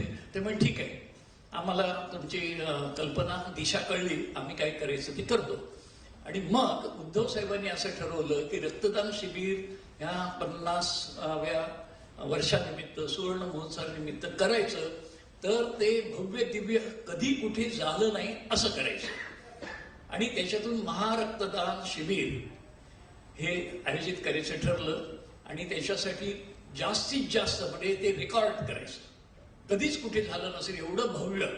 मग एवढी भव्य जागा पाहिजे. ती गोरेगावची आमच्या इकडची नेस्कोचे मोठ्या प्रदर्शनाचा प्रचंड मोठा हॉल आहे, ती जागा मिळाली. त्यामुळे माझा संबंध आला गोरेगाव असल्यामुळे. आणि रक्तदान शिबिरासारखं आणि एवढं मोठं, तर ते गुंतागुंतीचं काम आहे, तर त्याच्या बाबतीत हे कोण हाताळू शकेल? तर आठवण झाली डॉक्टर दीपक सावंत यांचीच. ते म्हणाले, दुसरं कोण नाही, ते दीपक सावंत बघतील सर्व. आणि मग माझी आणि दीपक सावंत यांची मध्ये एकत्र काम करण्याची सुरुवात झाली. आणि त्याच्यातून 25,000 काहीतरी 65 एवढ्या मोठ्या संख्येनं सकाळी 7 ते संध्याकाळी 7 पहिलं रक्तदान हे स्वतः उद्धव साहेब ठाकरे यांनी तिथे स्वतःच केलं. आणि तिथून जी सुरुवात झाली ती संध्याकाळी 7 वाजता अगदी कोल्हापूरचे शिवसैनिक अगदी गाडीने वगैरे, ते उशीरच त्यांना झाला होता, पण जेमतेम 7च्या सुमारास पोचले. आणि त्यांचं रक्तदान झाल्यावर ते थांबवण्यात आलं. आणि मग तो आकडा जाहीर झाला. मग गिनीज बुक ऑफ वर्ल्ड रेकॉर्ड्सनी ते सर्टिफिकेट उद्धवजींना दिलं. आणि कौतुक झालं शिवसेनेचं, उद्धव साहेबांचं आणि डॉक्टर दीपक सावंत यांचं सुद्धा. कारण रक्त गोळा करता येतं, पण त्याचं वितरण करणं हे मोठं आव्हान आहे. कारण मी एक रक्तपेढी चालवतोय गेली काही वर्ष, तेव्हा ते आलेलं रक्त, त्याची प्रक्रिया करायची, ते चांगल्या त्या तापमानामध्ये टिकवायचं, ठेवायचं आणि मग ज्याला गरज आहे त्याच्यापर्यंत पोहोचवायचं. फार मोठी कटकटीची गोष्ट आहे. आणि 25,000 रक्त पिशव्यांचं वितरण, वाटप, ते घेणार कोण एवढं रक्त? तर ते सबंध महाराष्ट्रात सगळे जिल्हे, तिथली सगळी रुग्णालयं त्यांच्यापर्यंत पोहोचवण्यासाठी जे नियोजन आहे, ज्याला लॉजिस्टिक्स म्हणतात, ती खास विमानं, सगळीकडे विमानांची सेवा पण नाही, परंतु काही चार्टर्ड विमानं ठेवणं, त्याच्यामध्ये त्या तापमानात रक्त राहावं म्हणून ते थंड करण्याची सगळी व्यवस्था, ते यंत्र किंवा काय जे काय असेल ते, हा सगळा बारकाईचा जो काही प्रकार आहे तो दीपक सावंतमुळेच शक्य झाला. आणि जागतिक विक्रम हा शिवसेनेला करता आला. ह्याची नोंद स्वतः उद्धव साहेबांनी आणि बाळासाहेबांनी घेतली. आणि अजूनही म्हणजे त्याला आता 12 वर्ष झाली, पण दुसरं कोणालाही जगात, इथे तर सोडाच, जगात हा विक्रम दुसऱ्या कोणाला मोडता आलेला नाही. तर शिवसेनेच्या शिरपेचा तो एक मोठा मानाचा तुरा डॉक्टर दीपक सावंत यांच्यामुळे रोवला गेला. अशी अनेक कामं, मग ते मेळघाट, मोखाडा, नंदुरबार इथलं कुपोषण ते दूर करण्याच्या बाबतीत, तिथे जे बालमृत्यू होतात त्याच्यामध्ये त्यांना तात्काळ सुविधा नाही कोणती, मग ते काहीतरी निओनॅटल ॲम्ब्युलन्सची कल्पना निघाली. ते इन्क्युबेटर वगैरे बसवलेली ॲम्ब्युलन्स गाडी उद्धवजींच्या मार्गदर्शनाप्रमाणे किंवा इच्छेप्रमाणे डॉक्टर दीपक सावंत यांनी केली आणि ह्या मंडळींनी तिकडे नेऊन दिली. अशी कितीतरी कामं, आरोग्यमंत्री म्हणून त्यांना काम करण्याची संधी मिळाली. त्या 5 वर्षामध्ये त्यांनी अनेक म्हणजे कलाटणी देणारं आपलं आरोग्य राज्याचं सुधारावं, चांगलं व्हावं म्हणून एक काही नवीन प्रकार त्यांनी केले आणि ते सगळे माहिती तो इतिहासच आहे सगळा. तर अशा प्रकारचं जिथे जिथे संधी मिळाली तिथे त्यांनी आपला ठसा उमटवला. त्यामुळे चांगले डॉक्टर आणि चांगले सामाजिक कार्यकर्ते. पण मला असं वाटतं आता त्यांची तिसरी ओळख सगळ्यांसमोर येते आणि ती म्हणजे साहित्यिक, लेखक. कारण बघता बघता जवळजवळ 10 पुस्तकं आता तुमची होत आहेत, येणारी 1-2 धरली तर. म्हणजे तुम्ही, मला असं वाटतं की आता महाराष्ट्राला एक चांगले लेखक म्हणून, साहित्यिक म्हणून परिचित व्हाल आणि आम्हाला काही त्याच्यात आश्चर्य वाटणार नाही. याचं कारण लिहायची जी त्यांची शैली आहे, त्याची भाषा आहे, त्याच्यातली शब्दरचना आहे, ती सुद्धा इतकी वाचताना प्रत्येकाला भावते, आवडते की असा कसलेला लेखक एखादा लिहावा अशा पद्धतीने त्यांनी आपलं जे काही सांगायचं आहे ते मांडलेलं आहे.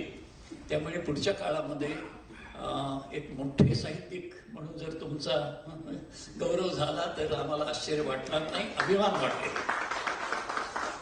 असे सगळे दीपक सावंत आणि त्यांच्या ह्या पुस्तक प्रकाशनाची संधी मला मिळाली. शरद पवार साहेबांनी प्रस्तावना लिहिलेली आहे आणि त्यांनी मान्यच केलेलं आहे की त्यांचे फोटोग्राफीतले गुरु हे उद्धव साहेब. आणि एवढे मोठे गुरु लाभल्यानंतर शिष्य कसा असणार. त्यामुळे त्यांची फोटोग्राफी सुद्धा मी 2 पुस्तकं चाळली. एकामध्ये भाषेचं सगळं वैभव आहे, तर दुसऱ्यामध्ये त्यांच्या फोटोग्राफीची ओळख किंवा दर्शन ठिकठिकाणी होत आहे. ते दोन्ही जी चांगली अप्रतिम अशी पुस्तकं आनंद लिमयन सारख्या एका आघाडीवरच्या प्रकाशकानं प्रकाशित करावीत, हीच मला असं वाटतं त्यांना मिळालेली पोचपावती. आणि उद्धव साहेबांकडून फोटोग्राफीचे काही धडे त्यांना मिळाले, हे सुद्धा त्यांचं आणि आपलं सर्वांचं भाग्य आहे.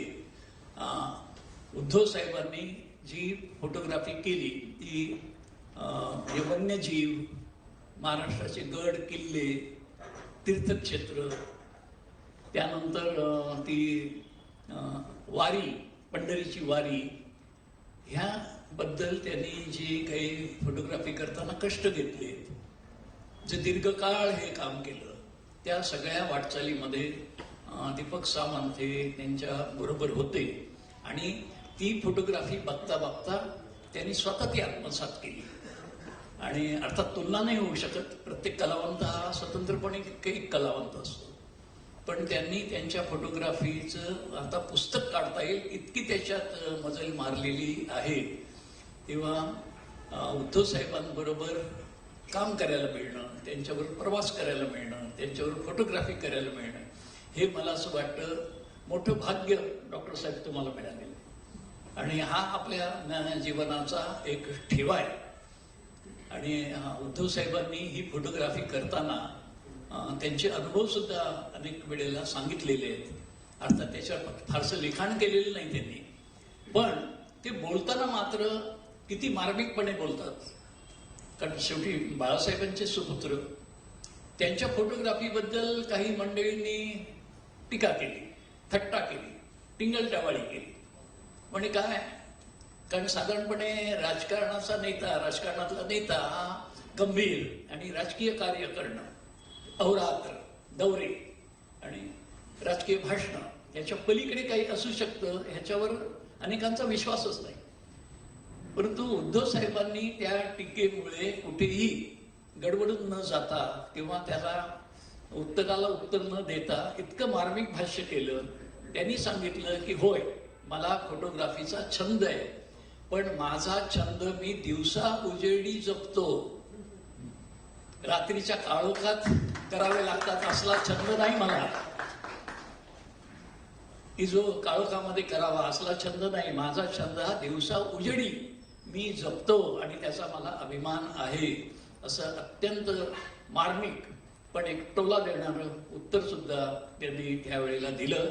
आणि असे उद्धव साहेब आता ह्या प्रकाशन सोहळ्याला उपस्थित राहणार आहेत. त्यांनी ह्या फोटोग्राफीची जेव्हा ही त्यांची चालली होती त्यावेळेला आम्हाला आठवतं की फोटो चांगला यावा म्हणून त्या हेलिकॉप्टरचा वापर करण्यात आला. पण हेलिकॉप्टर्सला खिडकी छोटीशी आणि त्या खिडकीला काच, मग फोटोग्राफी कशी होणार? जास्त चांगली असेल तर हा असा अडथळा नको म्हणून त्या हेलिकॉप्टरचे दरवाजे काढून ठेवण्यात आले आणि मग फोटोग्राफी करायची. आता तुम्ही कल्पना करा की फोटोग्राफी करताना त्या जे काही खालची जी वास्तू आहे किंवा जे काही दृश्य आहे ते जर कॅमेऱ्यात पकडायचं तर ते विशिष्ट त्याला तो कोन लागतो, अँगल लागतो. त्यामुळे ते पायलटला सूचना इकडून घ्या तिकडून घ्या. ते अनेक वेळेला हेलिकॉप्टर तिरकं पण व्हायचं. असं सगळं चाललेलं असतं आणि दरवाजा काढलेला आहे. अशा वेळेला एका क्षणाला तो जो सेफ्टी बेल्ट आहे कमरेचा तो सुटला. म्हणजे काय झालं असेल? सगळ्यांचे हृदयाचे ठोके याची आपल्याला कल्पना करता येईल. परंतु ही जी अशी छंदिष्ट मंडळी असतात, छंदिष्ट म्हणजे या अर्थाने आपल्या कोणतंही आपलं जे काम आहे किंवा आपलं जो व्यासंग आहे त्याच्यामध्ये प्राण ओतून, जीव ओतून काम करताना कसलं भान राहत नाही, माणूस बेभान होतो. त्याचं हे एक मूर्तिमंत उदाहरण आहे की काहीही होऊ शकतं असा तो प्रसंग असताना सुद्धा त्यांनी त्यांची फोटोग्राफी ही पूर्ण केली आणि ती इतकी पूर्ण केली की त्यांच्या फोटोग्राफीची जी पुस्तकं निघालेली आहेत आणि जी सगळीकडे पोहोचली त्याच्यातून एक जगप्रसिद्ध छायाचित्रकार म्हणून त्यांचा गौरव झाला.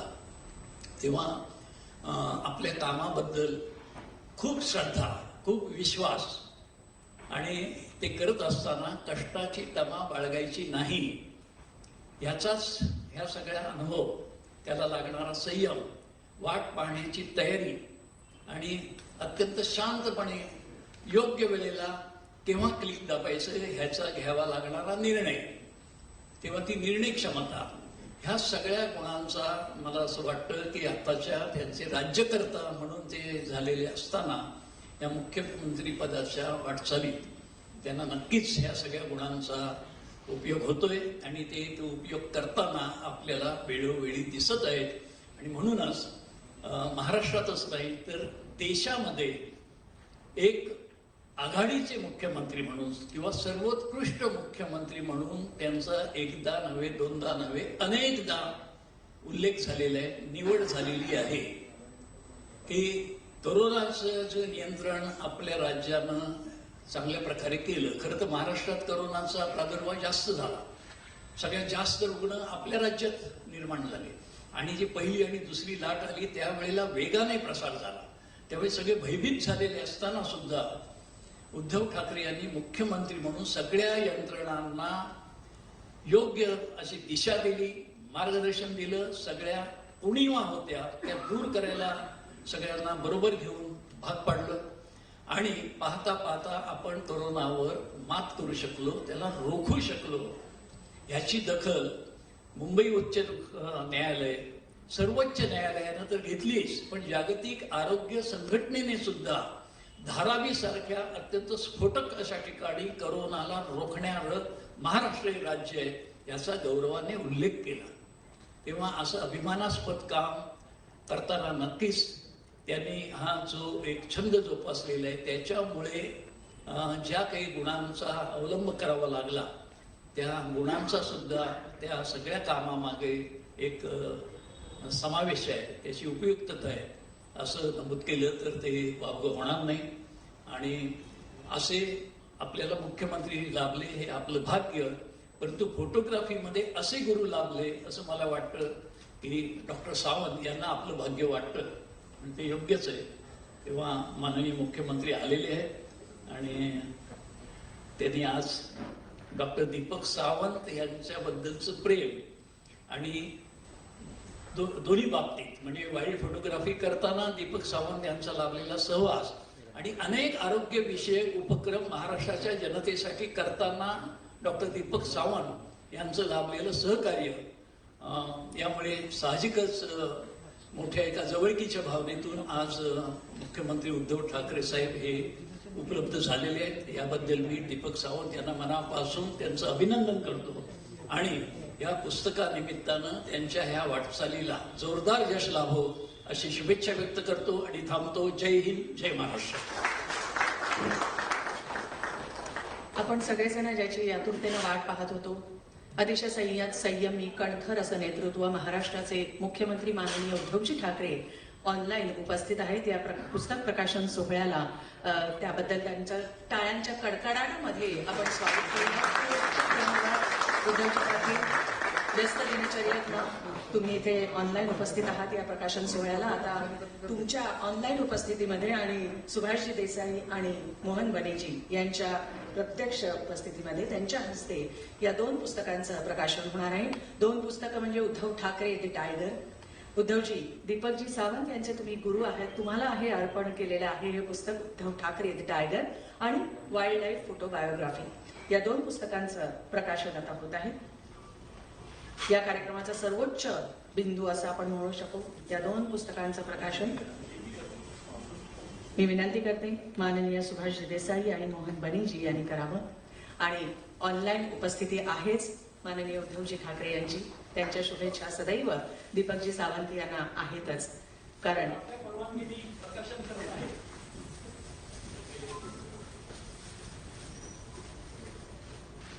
मगाशी बोलत असताना दीपकजींनी जसं सांगितलं की नकळतपणे फोटोग्राफीतले गुरु दीपकजी सावंत यांचे बनले ते म्हणजे माननीय उद्धवजी ठाकरे. त्यांचा संयम, त्यांचा एकाग्रपणा, चिकाटी हे गुण त्यांनी आपसूकपणे अंगीकारले आणि त्यातूनच ही 2 पुस्तकं जन्माला आली. उद्धव ठाकरे द टायगर आणि वाईल्ड लाईफ फोटो बायोग्राफी याचं पुस्तक जे आहे 2 त्यांचं प्रकाशन झालेलं आहे. त्याला ऑनलाईन उपस्थिती लाभलेली आहे आपल्या सर्वांचं लाडकं नेतृत्व उद्धवजी ठाकरे यांचं. या 2 पुस्तकांबद्दल जर का पुन्हा एकदा मी सांगते की फोटो डॉक्युमेंटेशन म्हटलं तरी हरकत नाही. जंगलांमध्ये भ्रमंती करत असताना अनेक अद्भुत प्रसंग असतात, चमत्कार घडत असतात. ते कॅमेरा टिपण्याचं काम गुरु उद्धवजी ठाकरे यांच्या मार्गदर्शनाखाली दीपकजी सावंत यांनी केलं आणि उद्धव ठाकरे द टायगर हे त्यांच्या गुरुला अर्पण केलेलं हे पुस्तक आहे. ते 2 पुस्तकं प्रकाशित झालेली आहेत. आता ऑनलाईन उपस्थिती लाभलेली आहे. उद्धवजी ठाकरे आपल्याला मार्गदर्शन करणारे, दीपकजी सावंत यांना शुभेच्छा देणारे. त्याआधी आपल्या सर्वांचं लाडकं आणि कणखर नेतृत्व उद्धवजी ठाकरे यांच्याबद्दल काही 2 शब्द सांगते. खरं म्हणजे त्यांच्याबद्दल सांगण्याची गरजच नाही. अवघा महाराष्ट्र काय अवघ्या जगभरामध्ये त्यांची ख्याती पोचलेली आहे. आता सुभाषजी देसाई यांनी जसं सांगितलं की जगभरात देखील नोंद घेतलेली आहे. कोरोना काळामध्ये कसे धीरोदात्तपणे त्यांनी या संपूर्ण संकटाचा सामना केला आणि महाराष्ट्राला वाचवलं हे जगभरात त्याची नोंद घेण्यात आलेली आहे. अतिशय संयमी कणखर नेतृत्व माननीय मुख्यमंत्री उद्धवजी ठाकरे, हिंदू हृदय सम्राट बाळासाहेब ठाकरे यांचे चिरंजीव. खरं तर एका गर्द विशाल वटवृक्षाच्या छायेत वाढत असताना सूर्यकिरणांचा अचूक वेध घेत, शोध घेत स्वतःला सिद्ध करणं अतिशय खूप कठीण असतं. पण उद्धवजींनी ते करून दाखवलं आणि आज समर्थपणे महाराष्ट्र राज्याची धुरा आणि राज्यशकट लीलयात या हाकत आहेत. कोरोना काळात ते त्यांच्या स्वभावाचे पैलू अधोरेखित झालेले आहेत. शांत स्वभावाचे, धीर देऊन समोरच्याला शांत करणारे, प्रत्येक संकटाला धीरोदात्तपणे सामोरे जाणारे, विचारपूर्वक बोलणारे आणि कृती करणारं असं हे संयमी नेतृत्व आपल्याला लाभलेलं आहे. आपलं हे भाग्यच आहे. वन्य प्राणी, वन्य पक्ष्यांविषयी आणि जंगलांविषयी त्यांना आस्था आहेच, आपुलकी आहेच.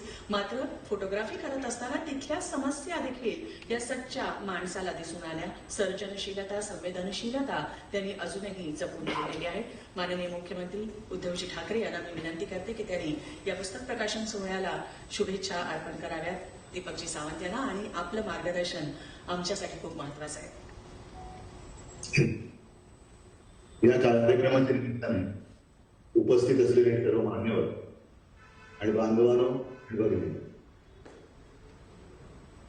या क्षणात मला काय बोलायचं ते काही कळत नाहीये.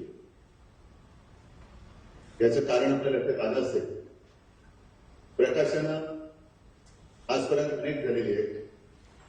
पुस्तक असेल, कॅलेंडर्स असतील, आणखीन काही असेल, प्रकाशनं खूप झाले माझ्या असतील. पण हे पुस्तक जे आहे, मी 2 पुस्तकातल्या एका पुस्तकाबद्दल बोलतोय. डॉक्टर माझ्या मागे अनेक महिने लागले, मला वाटतं की वर्षभर तरी लागले, पण मी त्यांना सांगितलं की हे पुस्तक मी काय प्रकाशन करणार नाही, कारण तुम्ही मला केंद्रबिंदू मानून केलेलं आहे. पण जसं मोहन आपण म्हणालात की फोटोग्राफरला चिकाटी लागते, जिद्द लागते, तर डॉक्टरांची जिद्द आणि चिकाटी काही और आहे. शेवटी त्याने मला या सोहळ्याला उपस्थित राहणं भाग पाडलं म्हणजे पाडलंच. आणि दुसरं जे पुस्तक आहे त्याच्याबद्दल सुद्धा मी तुमच्याकडनं ऐकलं. आता मोहनजी सांगत होते ते वाईल्ड लाईफ फोटोग्राफी. एक तर आपल्याला कोणतरी गुरु मानतंय हे सुद्धा एक विशेष असतं, कारण हा जमाना असा आहे की कोण कसला गुरु आणि कोण कोणाचा शिष्य. काही वेळेला लोक म्हणत असतात की याचा गुरु कोण आहे बघून सापटातली गरज खूपूया.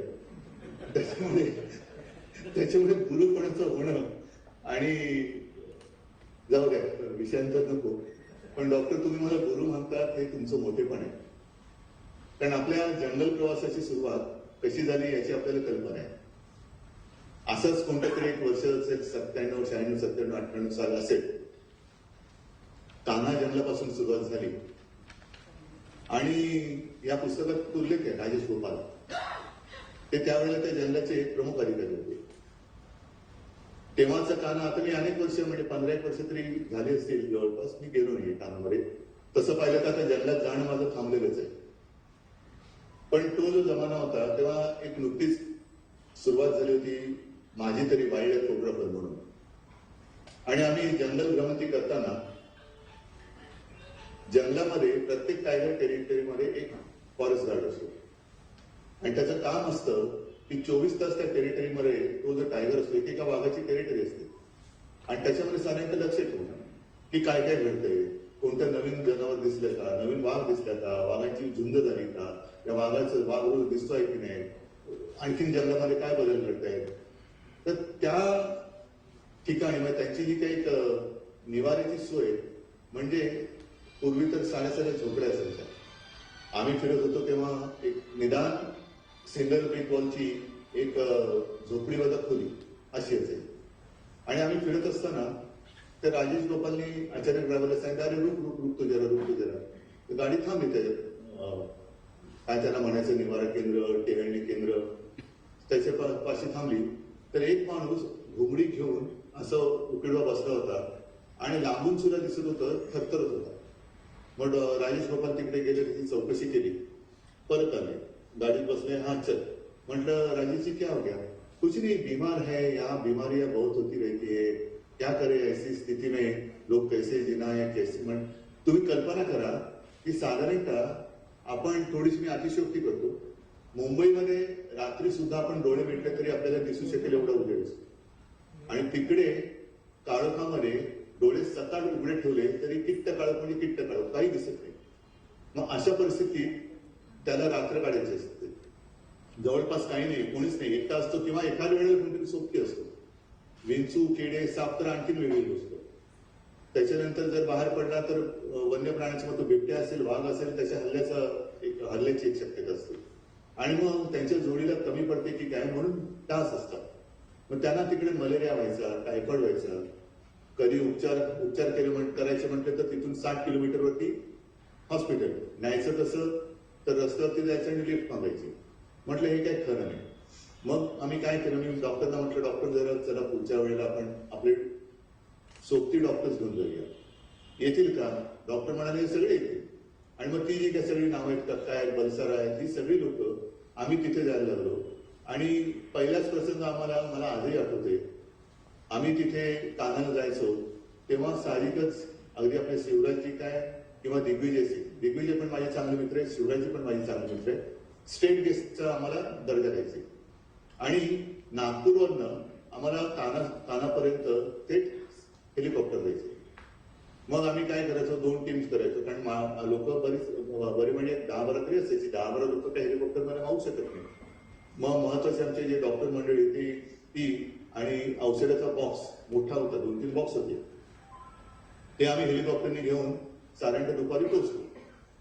पोहोचल्यानंतर सरकारी पाहुणे म्हणजे तशा अर्थाने स्टेट गेस्ट म्हटल्यानंतर सगळे जिल्हाधिकारी, SP, आणखीन कोण सगळे ते कायकडे तिथले वनमंत्री असायचे. स्वागताला उभे, नमस्कार चमत्कार झाले. रेस्ट हाऊस मध्ये गेलो. मी माझ्या जंगल सफारीला बाहेर पडलो आणि डॉक्टरांनी आपलं तिकडे डबे उघडले.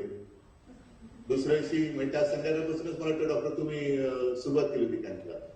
दुसऱ्या दिवशी सकाळी म्हणजे पहाटे लवकर मी माझी जंगल सफारी करून आलो आणि कॅम्पकडे गेलो तर कॅम्पला त्या फॉरेस्ट गार्डची रांग लागलेली. सगळे आपले डॉक्टर मंडळी त्यांच्या कामामध्ये वेगळं होती. मी बसलो होतो आणि गरमी भयंकर. मग एक असा डोक्याला ते त्याला काय म्हणतात गमछा तो बांधून मी बसलो होतो. तेवढं ते फॉरेस्ट गार्ड आला, म्हणाला की वो कलेक्टर साहेब आहे, मिलना चाहते. आणि म्हटलं काय गडबड झाली. आता कलेक्टर काल भेटून गेले, आपण कॅम्पसाठी परवानगी वगैरे घेतली नाही वगैरे असं काय की म्हटलं तुला येऊन. तर तुम्हाला सांगतो कलेक्टर का SP कोण SP होतं वाटतं, आले आणि सॅल्यूट मारून उभे राहिले. म्हटलं बैठे बैठे क्या हुआ. तर नाही साहब मैंने देखा कल आप आए, आपके 2-4 मित्र आपके साथ है. त्यांना माहिती नव्हते डॉक्टर से. और 2-3 बक्से निकले हेलीकॉप्टर से. तो मैंने सोचा ये क्या है, शायद शाम का प्रोग्राम होगा. तर भानगड नको म्हणून मी दूर गेलो शहराच्या ठिकाणी की इकडे काय तुम्ही धिंगाणा घातला असेल आणि चौकशीला लागले तर किमान मी तिकडे नव्हतो हे सांगायला मोकळा. पण जेव्हा मी माहिती घेतली की अरे कल रात को क्या हो गया, तब पता चला कि उस बॉक्स में से दवाइयां निकली और आप यहाँ कैंप लेने के लिए आए हैं. साहब ऐसे कभी किसी ने किया नहीं. आणि म्हणून खास करून तुम्हाला मी सॅल्यूट करायला आलो. आता ही जी सुरुवात झाली तेव्हा आपण डॉक्टर त्यांना टायफॉइडची व्हॅक्सिन दिली होती. टायफॉइड होत नाही, पण टायफॉइड तिकडे खूप कॉमन गोष्ट होती. मलेरिया तर होतच. लक्षात एक आलं की आपण असं म्हणतो की गावाकडे आणि जंगलामधलं आयुष्य इकडे ब्लड प्रेशर किंवा डायबिटीस ही काही शक्यताच नाही, कारण टेन्शनच नाहीये. तसं नाहीये. जसं शहरी जनतेला, शहरी नागरिकांना एक टेन्शन असतं, टेन्शन सगळ्यांनाच असतं, तसंच त्यांनाही टेन्शन असतं की रात तो गई कल का दिन कैसे गुजरेल. म्हणजे त्यांना रोजची हातावरची कमाई असते ना, तशा टाईपचं त्यांचं ते जीवन संपूर्ण त्या जंगलामध्ये काढायचं. मुलांची शिक्षण कशी होणार, काय कशी होणार हे त्यांना पण असतं. आणि निघताना जेव्हा निरोप द्यायला सगळेजण जमले, सगळे काळ अक्षरशः त्यांच्या डोळ्यात पाणी होतं. आणि त्यांनी काय सांगितलं की आजपर्यंत कोणी आम्हाला असं आमच्या हाताला हात लावून आमची नाडी वगैरे तपासली नव्हती. लांबूनच क्या हो गए, नहीं थोडी खासी आहे, थोडी सर्दी आहे, थोडा बुखार आहे, ठीक आहे दवाई ले लो और आराम करू. तर एक थोडीशी त्याला सुद्धा एक आपण असं म्हणतो की जनावर आणि माणसं, तर आपल्यातली माणुसकी ही दाखवली नाही तर त्या माणुसकीला काय अर्थ नाही. आणि माणुसकी दाखवू शकलो याचं कारण मुख्य म्हणजे डॉक्टर दीपक सावंत. डॉक्टर तुम्ही मला कशासाठी गुरु मानताय मला कल्पना नाही, पण काही गोष्टी अशा असतात, काही कला अशा असतात की त्याच्यामध्ये शिकवण्यासारखं काही नसतं पण शिकण्यासारखं असतं. म्हणजे मी तुम्हाला शिकवलं कॅमेरा असा धरायचा, कॅमेरा कसा करायचा, मग फोकस असा करायचा. आता तो ऑटोमॅटिक कॅमेरा आहे. मोहनजी तुम्हाला माहिती आहे पूर्वी आपल्याला फिल्मचे कॅमेरे आपण वापरणारी मंडळी, आणि तेव्हा साधारणतः 120चा रोल 12 फोटो यायचे चौकोनी, 35च्या रोलमध्ये 36 फोटो. त्या फोटोचं एक्सपोजर चांगलं आलं बरोबर, म्हणजे कुठेही अंडरवर्क नाही झालं तर ते लोक त्याला मोठा फोटो वापरणार, काय फोटो काढतो. म्हणजे कंपोजिशन राहिलं बाजूला, पण याचं एक्सपोजर बरोबर आहे, हीच मोठी फोटोग्राफर असण्याची ओळख होती. तर सांगण्याचा मुद्दा काय की कॅमेरा कसा धरावा, कॅमेरा कुठे कसं लोड करायचं हे शिकवणं म्हणजे फोटोग्राफी शिकवणं नाहीये. तर कॅमेरा नेमका रोखायचा कधी, क्लिक कधी करायचं हे प्रत्येक वेळेला मी काही गुरु जरी मला तरी सांगायला येत नाही. तर ही कला जी आहे ती कला रक्तात असावी लागते. आता डॉक्टर म्हटल्यानंतर ब्लड कलेक्ट करणं, ब्लड रिपोर्ट देणं, याच्याशिवाय आणि दुसऱ्याच्या रक्तात काय आहे ते शोधणं, पण यांच्या रक्तामध्ये कला आहे हे विशेष आहे. म्हणजे डॉक्टरच्या रक्तात काय आहे, पेशंटच्या रक्तात काय आहे ते कळतं. याला शुगर असते, याच्यात कोलेस्ट्रॉल असते, D3 कमी आहे वगैरे वगैरे कळतं. तर तसं हे रक्तात असावं लागतं आणि ते डॉक्टर तुमच्या रक्तात आहे. म्हणून मी म्हटलं की तुम्ही मला गुरु म्हणता ते तुमचं मोठेपण. आणि नेहमी मला असं वाटतं की जसं मोहनजी तुम्ही सांगले की, आणि ही गोष्ट खरी आहे की अनेकदा वाघ दिसतच नाही आपल्याला. वाघ जंगलामध्ये गेल्यानंतर आपण वाघ वाघ वाघ करत फिरतो, पण वाघ दिसत नसतो, बरंच दिसत नाही. पण असं मानलं जातं की आपल्याला वाघ जरी दिसला नसतं तरी वाघ आपल्याला पाहत असतो, पण तो अशा ठिकाणी असतो. काही वेळेला अनेक वेळेला मी अनुभव केला की जवळच वाघ बसलेला होता आणि आम्हाला दिसलाच नव्हता. अशी सुद्धा घटना घडलेली आहे. एकदा तर मला आठवतं रणथंबोरला माझी पहिली ट्रिप होती. मला वाटतं डॉक्टर तेव्हा तुम्ही नसावेत बहुतेक, कदाचित रणथंबोरची माझी पहिली ट्रिप होती आणि मागून रस्त्यावरनं वाघ येताना दिसला आणि जंगलातले रस्ते आपल्यापैकी काही जण गेले असतील तर कल्पना आहे, एकतर मातीचे रस्ते आणि जेमतेम एक गाडी पास होऊ शकेल असे ते रस्ते असतात. तर मागून वाघ येत असताना मला पण थोडी खुमखुमी. मी ड्रायव्हर होता तेव्हा तिथले फॉरेस्टचे मुख्य होते, ते माझ्यासोबत होते. म्हटलं अरे गाडी रोको. तो वाघ जवळ यायला लागल्यानंतर सांप चले क्या म्हटलं मी रुकिये, सांप चले क्या म्हटलं रुकिये.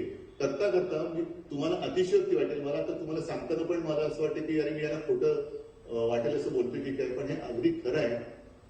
ती वाघीण होती आणि गाडीमध्ये ओपन जिप्सीमध्ये मी आणि माझ्यासोबत एक माझा मित्र होता.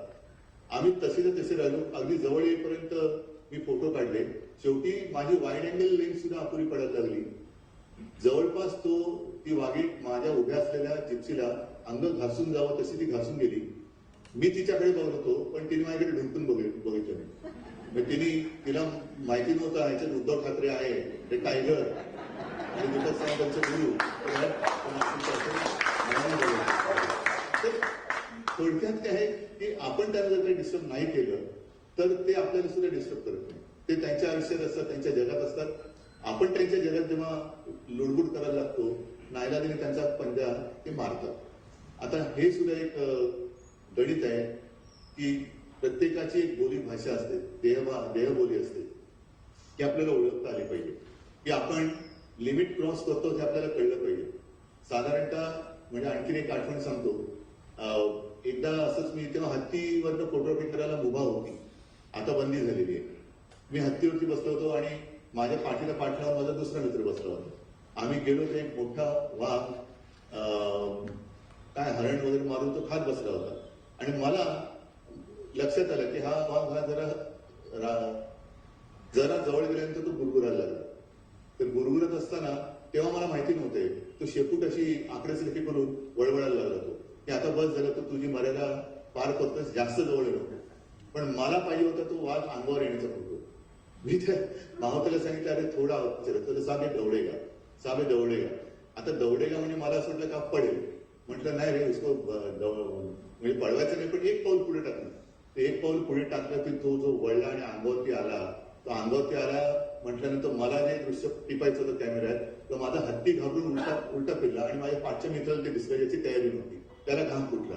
अरे हो चला हे काय, तो अंगावर येईल. अशा काही गोष्टी घडतात, त्याच्यात त्याला आपली तयारी असते पाहिजे. आणि डॉक्टर तुम्ही या सगळ्या गोष्टी, मी आता पुस्तकात चाललं, तुम्ही तो आपला सगळा जंगल प्रवास पुन्हा एकदा जिवंत केलेला आहे, त्याच्याबद्दल मला तुम्हाला खास धन्यवाद द्यायचे. आणि आज सुद्धा मी ते वाचत असताना मला त्यावेळेची सगळी दृश्य ही डोळ्यासमोर जशी तशी ताजी उभी राहतात. एक तर तुम्हाला आठवत असेल थोडीशी गंमत, आपण ताडोबात होतो आणि त्यावेळेला एक वाघ नव्हता तिकडे, पण एका नाल्यावरती सुंदर काही पक्षी हे पाणी प्यायला आले होते. त्याच्यात एक अप्रतिम पक्षी असतो पॅराडाईज फ्लाय कॅचर, म्हणजे असं बुलबुल एवढा असतो, डोकं त्याचं काळं त्याला तुरा असतो आणि पूर्ण पांढरा असतो आणि त्याला एक छान मोठं असं पीस असतं शेपटीला, अत्यंत मोहक पक्षी. तर त्याचे फोटो काढत असताना अचानक आम्हाला खाली तो पाणवठा दिसत नव्हता, कारण आम्ही थोडेसे उंचायचे होतो, म्हणजे ब्रिज नाही पण उंच रस्ते होते आणि पाणवठा खाली होता, चिखल खाली होता, आम्हाला समोर झाडं दिसत होती. अचानक मधमाशांचा थवा उठला खालून आणि तो आमच्या अंगावरती आला. आमची जिप्सी सुरू करून पळवेपर्यंत तो बराचसा आमच्या जवळ आला आणि त्याच्यात मला चिंता होती आमच्या एका सोबत्याची, कारण त्याने बरमुडा पॅन्ट घातली होती ढोपरापर्यंतची. सुदैवाने आम्ही मधमाशांपेक्षा जास्त वेगाने जिप्सी पळवू शकलो म्हणून सगळं काही व्यवस्थित झालं. पण अशा काही गोष्टी होऊ शकतात. एकदा वाघ बघत असताना माऊत ओरडला, साप भवर आ गया. त्यावेळेला मधमाशांचा थवा आमच्या मागे लागला होता आणि मग पुढच्या वेळेपासून डॉक्टर तिच्या व्यवस्थेला जाऊन माझ्यासोबत एक बॅग घेऊन फिरायला लागले आणि त्या बॅगेमध्ये अचानक मधमाशांचा हल्ला झाला तर कोणती इंजेक्शन द्यायची, कोणती औषधं द्यायची, ह्या सगळ्या गोष्टी त्याच्यामध्ये असायच्या. म्हणजे डॉक्टरांचं काम करत असताना फोटोग्राफी करत होते, आणि मला एका गोष्टीचं खरंच एक अभिमान वाटतो की डॉक्टर तुम्ही केवळ कॅमेऱ्यानेच जंगल नाही टिपलं तर आपल्या लेखणीने सुद्धा जंगल टिपलेलं आहे. कॅमेऱ्याने टिपले त्याचं पुस्तक पण दिले आणि लेखणीने टिपणं म्हणजे कॅमेऱ्याने टिपणं एक वेळ सोपं असतं कारण आपण काय करायचं नसतं बटन दाबणे करीत, पण लेखणीने टिपणं हे फार कौशल्य असतं त्याच्यामध्ये. ते शब्द हे सुचले पाहिजेत आणि ते मुळामध्ये वाचावेसे वाटले पाहिजे. असो, मी जास्त माझ्या आठवणीमध्ये काही रमत नाही, पण डॉक्टरांचं एक वैशिष्ट्य सांगतो की त्यांच्यावरती जी जबाबदारी आजपर्यंत शिवसेना प्रमुखांनी मी पण दिली, डॉक्टरांनी ती जिद्दीने आणि चिकाटीने पार पाडलेली. आणि डॉक्टर हा प्रवास काही थांबलेला नाहीये. मी तुमची जिद्द आणि चिकाटी आज सुद्धा बघतोय. जरा थांबा, जिद्द आणि चिकाटी आज पण बघतोय. पण एक गोष्ट मुद्दाहून आवर्जून सांगेन की हे अलीकडे डॉक्टर आमदार झाले, मंत्री झाले म्हणून करतायत का, तर तसं नाहीये. हा एक साधा शिवसैनिक, हा डॉक्टर तर ते पहिल्यापासून होतेच, शिवसेनेत आले तेच डॉक्टर म्हणून आले. आणि तो काळ मला वाटतं 92-93 किंवा काय असेल तो प्ले झाला होता बीडमध्ये. काय करायचं, डॉक्टर म्हणाले मी जातो. डॉक्टर गंबूट, हँडलोज वगैरे घेऊन पुन्हा डॉक्टरांची टीम घेऊन गेले. तिकडे त्यांनी जाऊन सांगितलं की हा प्लेग आहे आणि तेवढंच करून ते थांबले नाही तर त्या पिसो पण त्यांनी पकडून इकडे आणलं त्या अभ्यासाला की काय नेमकं काय याच्यामध्ये. तर अशा अनेक गोष्टी, मग ते जवारवाड्या मोकड्याचं कुपोषण असेल, मेळघाटमधलं कुपोषण असेल, प्रत्येक वेळेला डॉक्टर माझ्या सोबत आलेले आहेत, स्वतः सुद्धा गेलेले आहेत. त्यातल्याही काही आठवणी डॉक्टर त्याच्यात दिलेल्या आहेत. तर ह्या अशा अनेक गोष्टी करण्यासारख्या असतात, आरोग्य सेवेमध्ये करण्यासारख्या असतात, जंगल म्हटलं तर त्या विश्वामध्ये करण्यासारख्या आहेत. शेवटी आपण माणूस म्हणून हे जग केवळ आपणच ह्याचे मालक आहोत असे एका थाटात वावरत असतो. आणि असा हा थाट आपण मिरवत असताना करोनासारखा एक सूक्ष्म विषाणू तो आपल्या या पुण्याला अशी टाचणी मारतो की त्यातनं आपण उठता नाकीनं येतात. तर या सगळ्या या प्रवासामध्ये आपापली भूमिका, आपण जो पेशा पत्करला आहे त्याला जागून आणि आपल्यातला माणूस जिवंत ठेवून करणं हे फार महत्वाचं असतं. आणि डॉक्टर तुम्ही हा सगळा समतोल व्यवस्थित सांभाळतात. माझी सगळ्यांना नम्र विनंती आहे की ही दोन्ही पुस्तकं, फोटोग्राफीचं विशेष आणि हे जे पुस्तक आहे त्या पुस्तकातला माझ्यावरचं वर्णन सोडून इतर वर्णन लोकांनी फार गांभीर्याने वाचावं आणि जंगलात जाता नाही आलं तर जंगलात काय काय छान अनुभव येत असतात हे पुस्तक वाचल्यानंतर कळेल. डॉक्टर, तुम्हाला मी शुभेच्छा देतो. सुभाष देसाईंनी सांगितलेलंच आहे की तुमच्यातलं साहित्यिक ही ओळख झालेली आहे. कदाचित पुढच्या साहित्य संमेलनाला अध्यक्ष म्हणून सुद्धा आपली निवड होऊ शकते. तर आपल्याकडनं अशाच उत्तम कलाकृती आणि साहित्य निर्मिती ही होत राहो अशी मनपूर्वक शुभेच्छा देतो. आणि पुन्हा एकदा एक नवीन रूप आपल्यातलं लोकांसमोर आणलं त्याच्याबद्दल तुम्हाला अभिनंदन करतो, तुमचं अभिनंदन करतो. धन्यवाद. जय हिंद, जय महाराष्ट्र. उद्धवजी ठाकरे यांची खरोखर विनम्रता. त्यांनी उद्धव ठाकरे द टायगर या पुस्तकात माझा उल्लेख सोडून बाकी सगळं वाचा हे सांगणं खरोखर विनम्रतेचंच एक उदाहरण आहे. आणि त्यांच्या बोलण्यातनं आणि यांच्या चेहऱ्यावरचे भाव बघत होते मी इथे बसून. खरोखर स्मृतींना उजाळा दिला जातो ना, तेव्हा कसं आपल्याला जुन्या आठवणी आठवल्यानंतर आपल्या सगळं रोमांच उभा राहतो, तसं असतं. रोमांचकारी, रोमहर्षक असे प्रसंग त्यांनी आता सांगितले. उद्धवजी ठाकरे खूप खूप धन्यवाद. आणि आता जाता आता खूप साऱ्या शुभेच्छा डॉक्टर दीपक सावंत यांना मिळालेल्या आहेत. एक इथे सांगावं असं वाटतं, उद्धवजी ठाकरे यांचं बोलणं ऐकत असताना काही क्षेत्र अशी असतात की तिथल्या रखरखाटामुळे माणसंही वृक्ष होतात की काय असं लोकांना वाटायला लागतं. मग भावुकता, वार्ता कमी होत जाते असं वाटायला लागतं. मात्र तसं उद्धवजी ठाकरे यांच्या बाबतीत झालेलं नाहीये. तशीच अलवारता उद्धव ठाकरे यांनी आजही जपलेली आहे. राजकारणात सक्रिय आहेत, माननीय मुख्यमंत्री आहेत, राज्य शकट टाकतायत. आणि असं असतानाही हा अवलिया जंगलांमध्ये रमतो, जंगलांचं सौंदर्य आपल्या लेन्समध्ये सामावण्याचा प्रयत्न करतो. मात्र त्याच वेळेला माणुसकीही त्यांनी राखलेली आहे आणि तशीच माणुसकी डॉक्टर दीपक सावंत यांनी देखील राखलेली आहे. आज या पुस्तक प्रकाशन सोहळ्याला सगळेजण उपस्थित राहिलात. मी विनंती करते दीपकजी सावंत यांना की त्यांनी आभार प्रदर्शन व्यक्त करावं.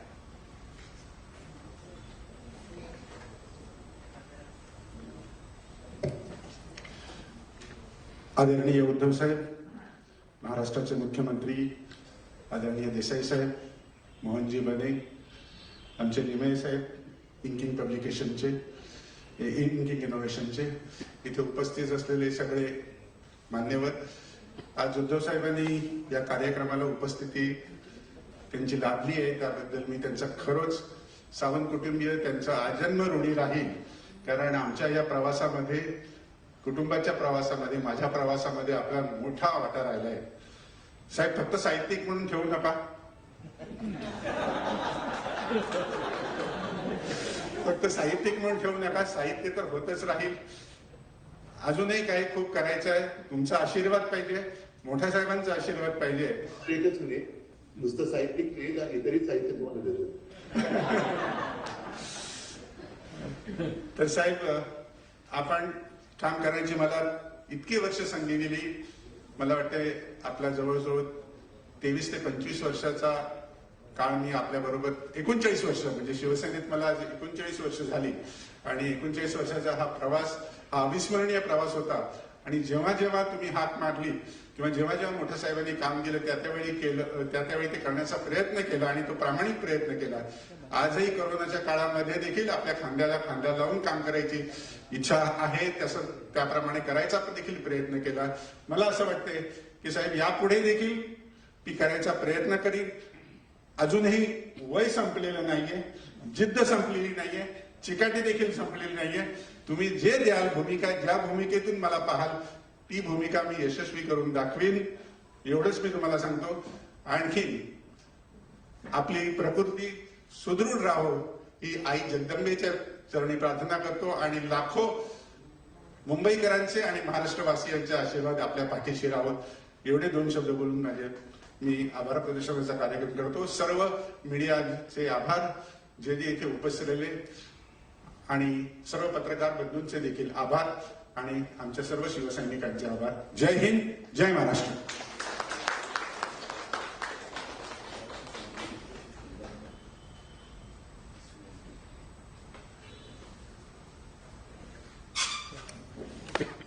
पुस्तक प्रकाशनाचा हा सोहळा संपन्न झालेला आहे. ही पुस्तकं आज जी प्रकाशित झालेली आहेत ती कोणाला हवी असल्यास इथे त्यांनी ते खरेदी करू शकतात. आणि मगाशी मी जसं सांगितलं, सवलतीच्या दरामध्ये ही पुस्तकं आपल्या संग्रही आपण नक्की ठेवा. खूप खूप धन्यवाद सगळेजण उपस्थित राहिला त्याबद्दल आणि शुभेच्छा दिलात त्याबद्दल.